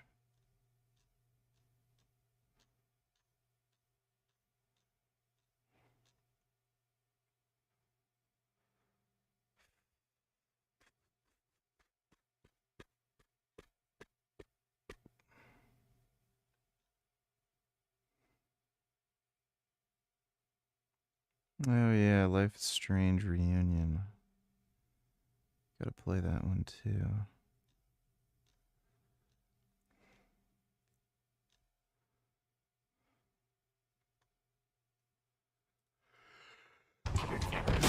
Outcast.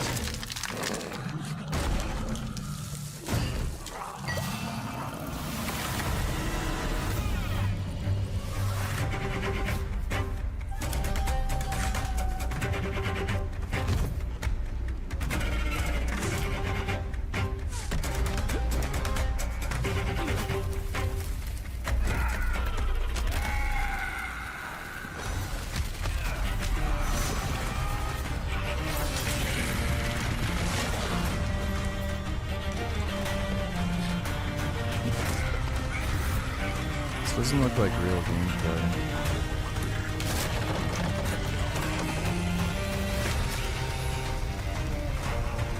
Why isn't he using his fucking sword?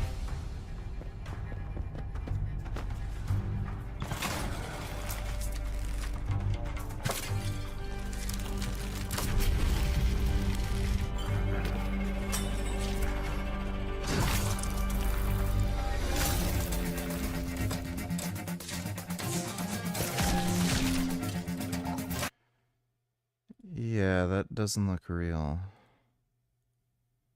Gameplay trailer.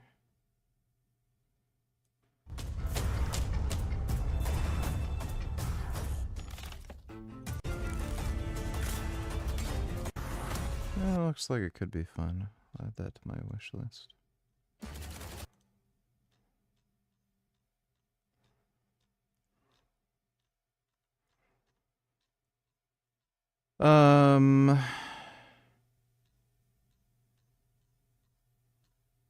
Penis and whatnot. Opinion on Eric Garland. Who the fuck is that again? Who's Eric Garland?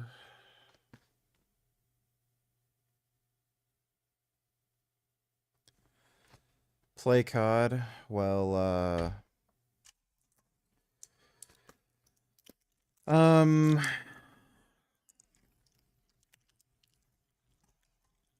I don't know about that.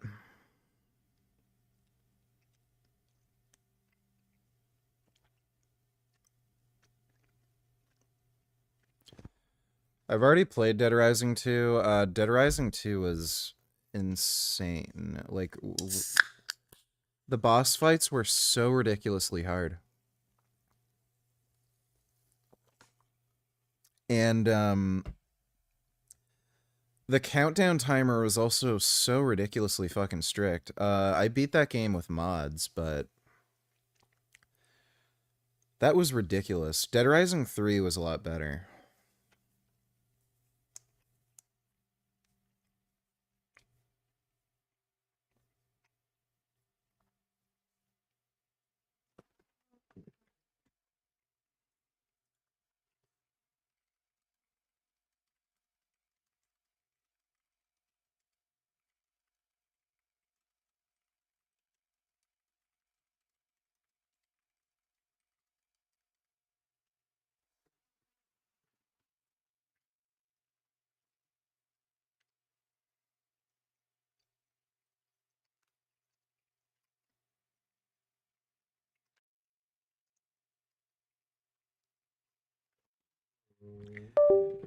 Resident Evil 9's the scariest game you've ever played?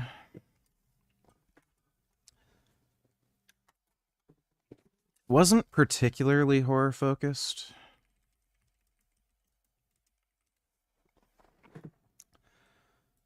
Let me take a look at what mods they have for the game.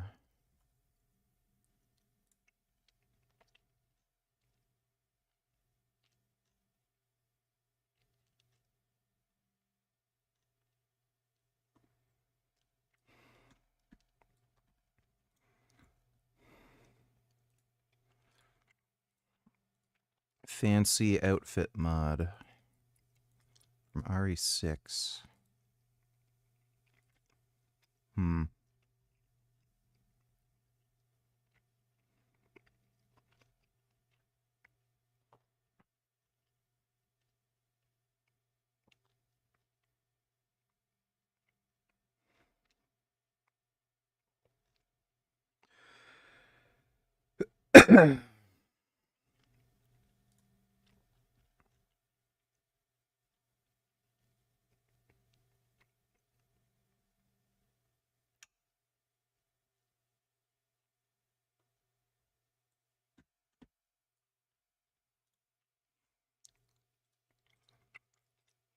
That looks like it could be fun.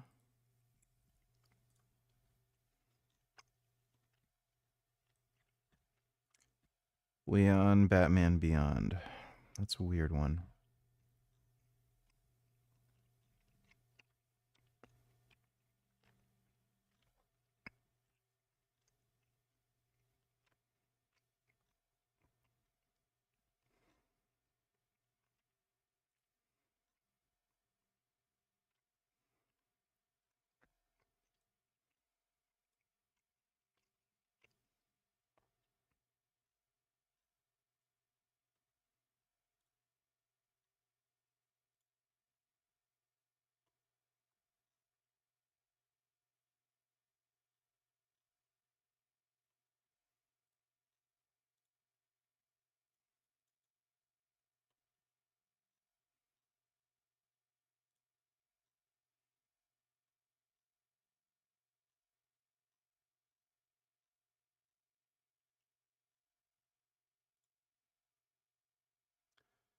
There's some funny nude mods.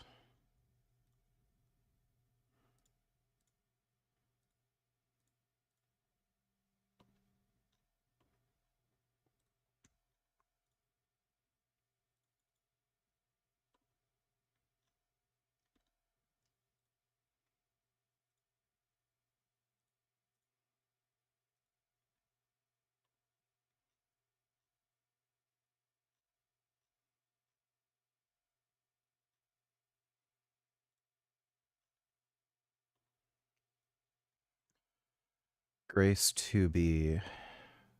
That would be cool. I like Bum Bum.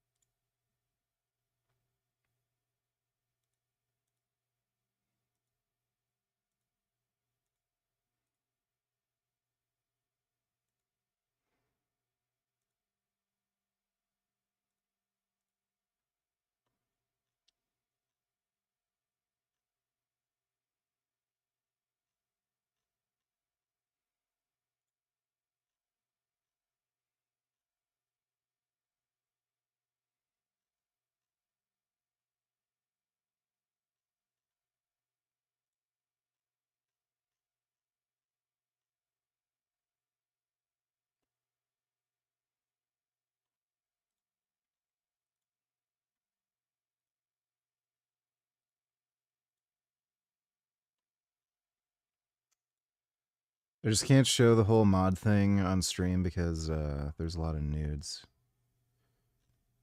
A lot of nude mods.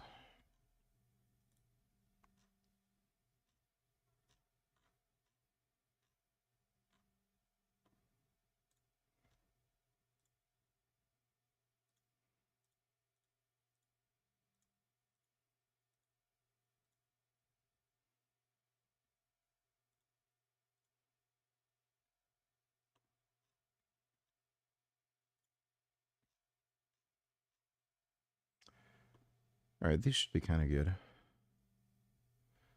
No, I'm not going to download the Naked Leon mod.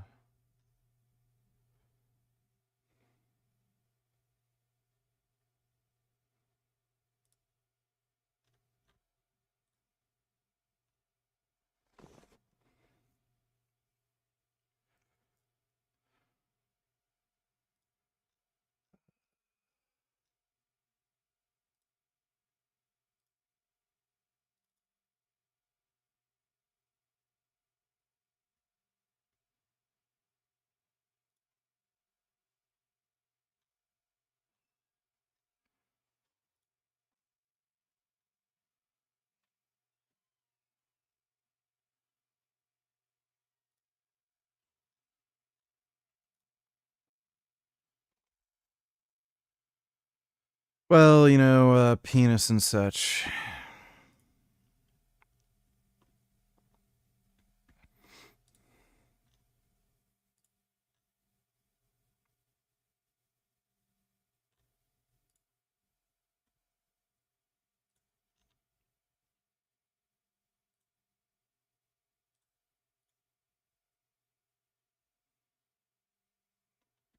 Wait, you need Fluffy Mod Manager? Wait, isn't that... Don't I already have that? Yeah.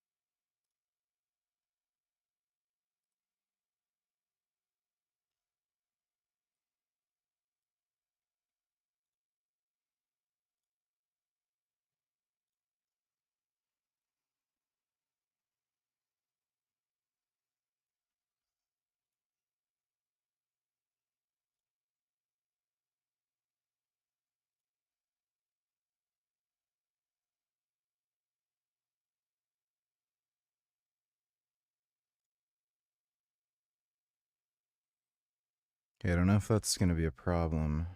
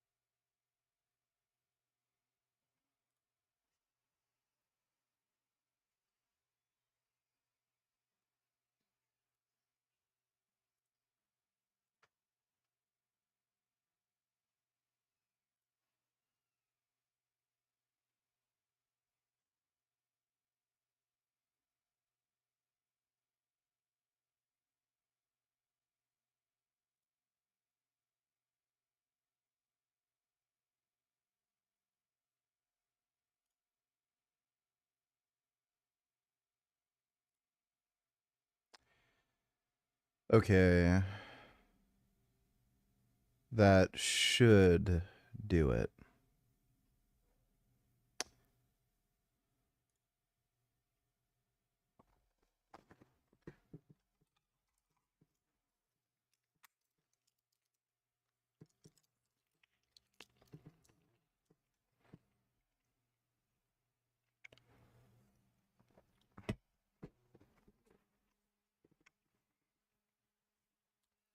Oh, good. It launched in the wrong screen for no fucking reason. Oh. That might not be good.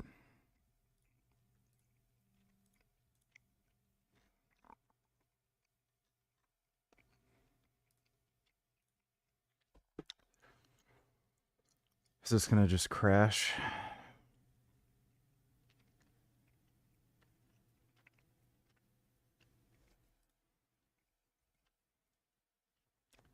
Why is it launching in that screen?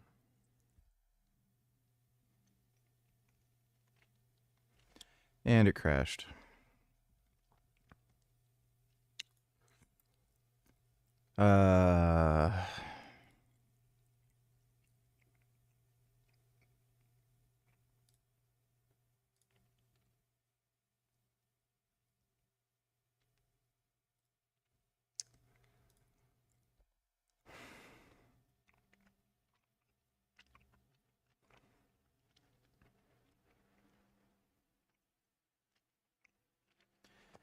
It starts in the screen, and then it goes to that screen. Why?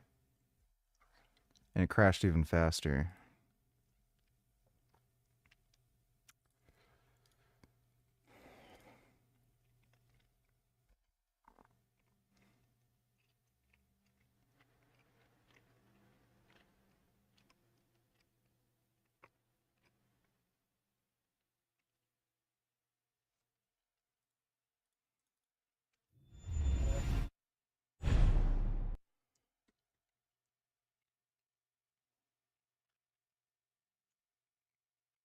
And it still crashed.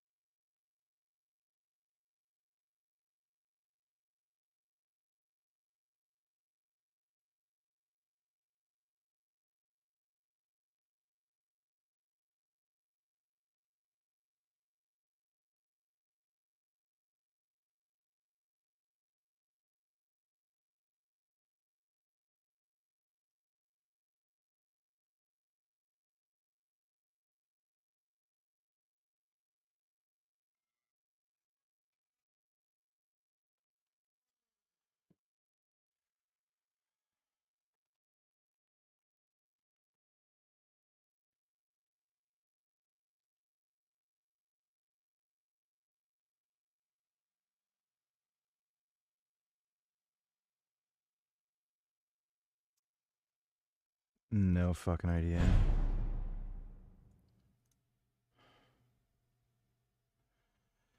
Oh, and it still crashes. So is this a problem with RE framework?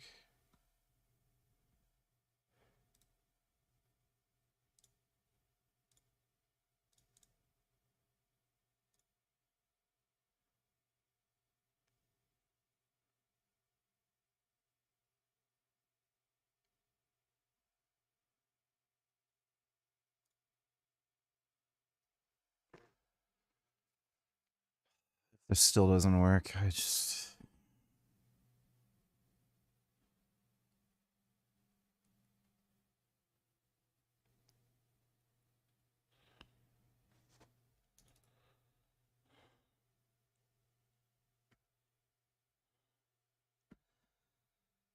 Yep. Well, we're not playing RE9 tonight. So...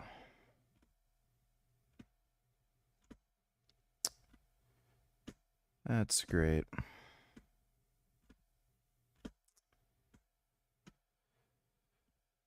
Well, it's late. I should just get to bed.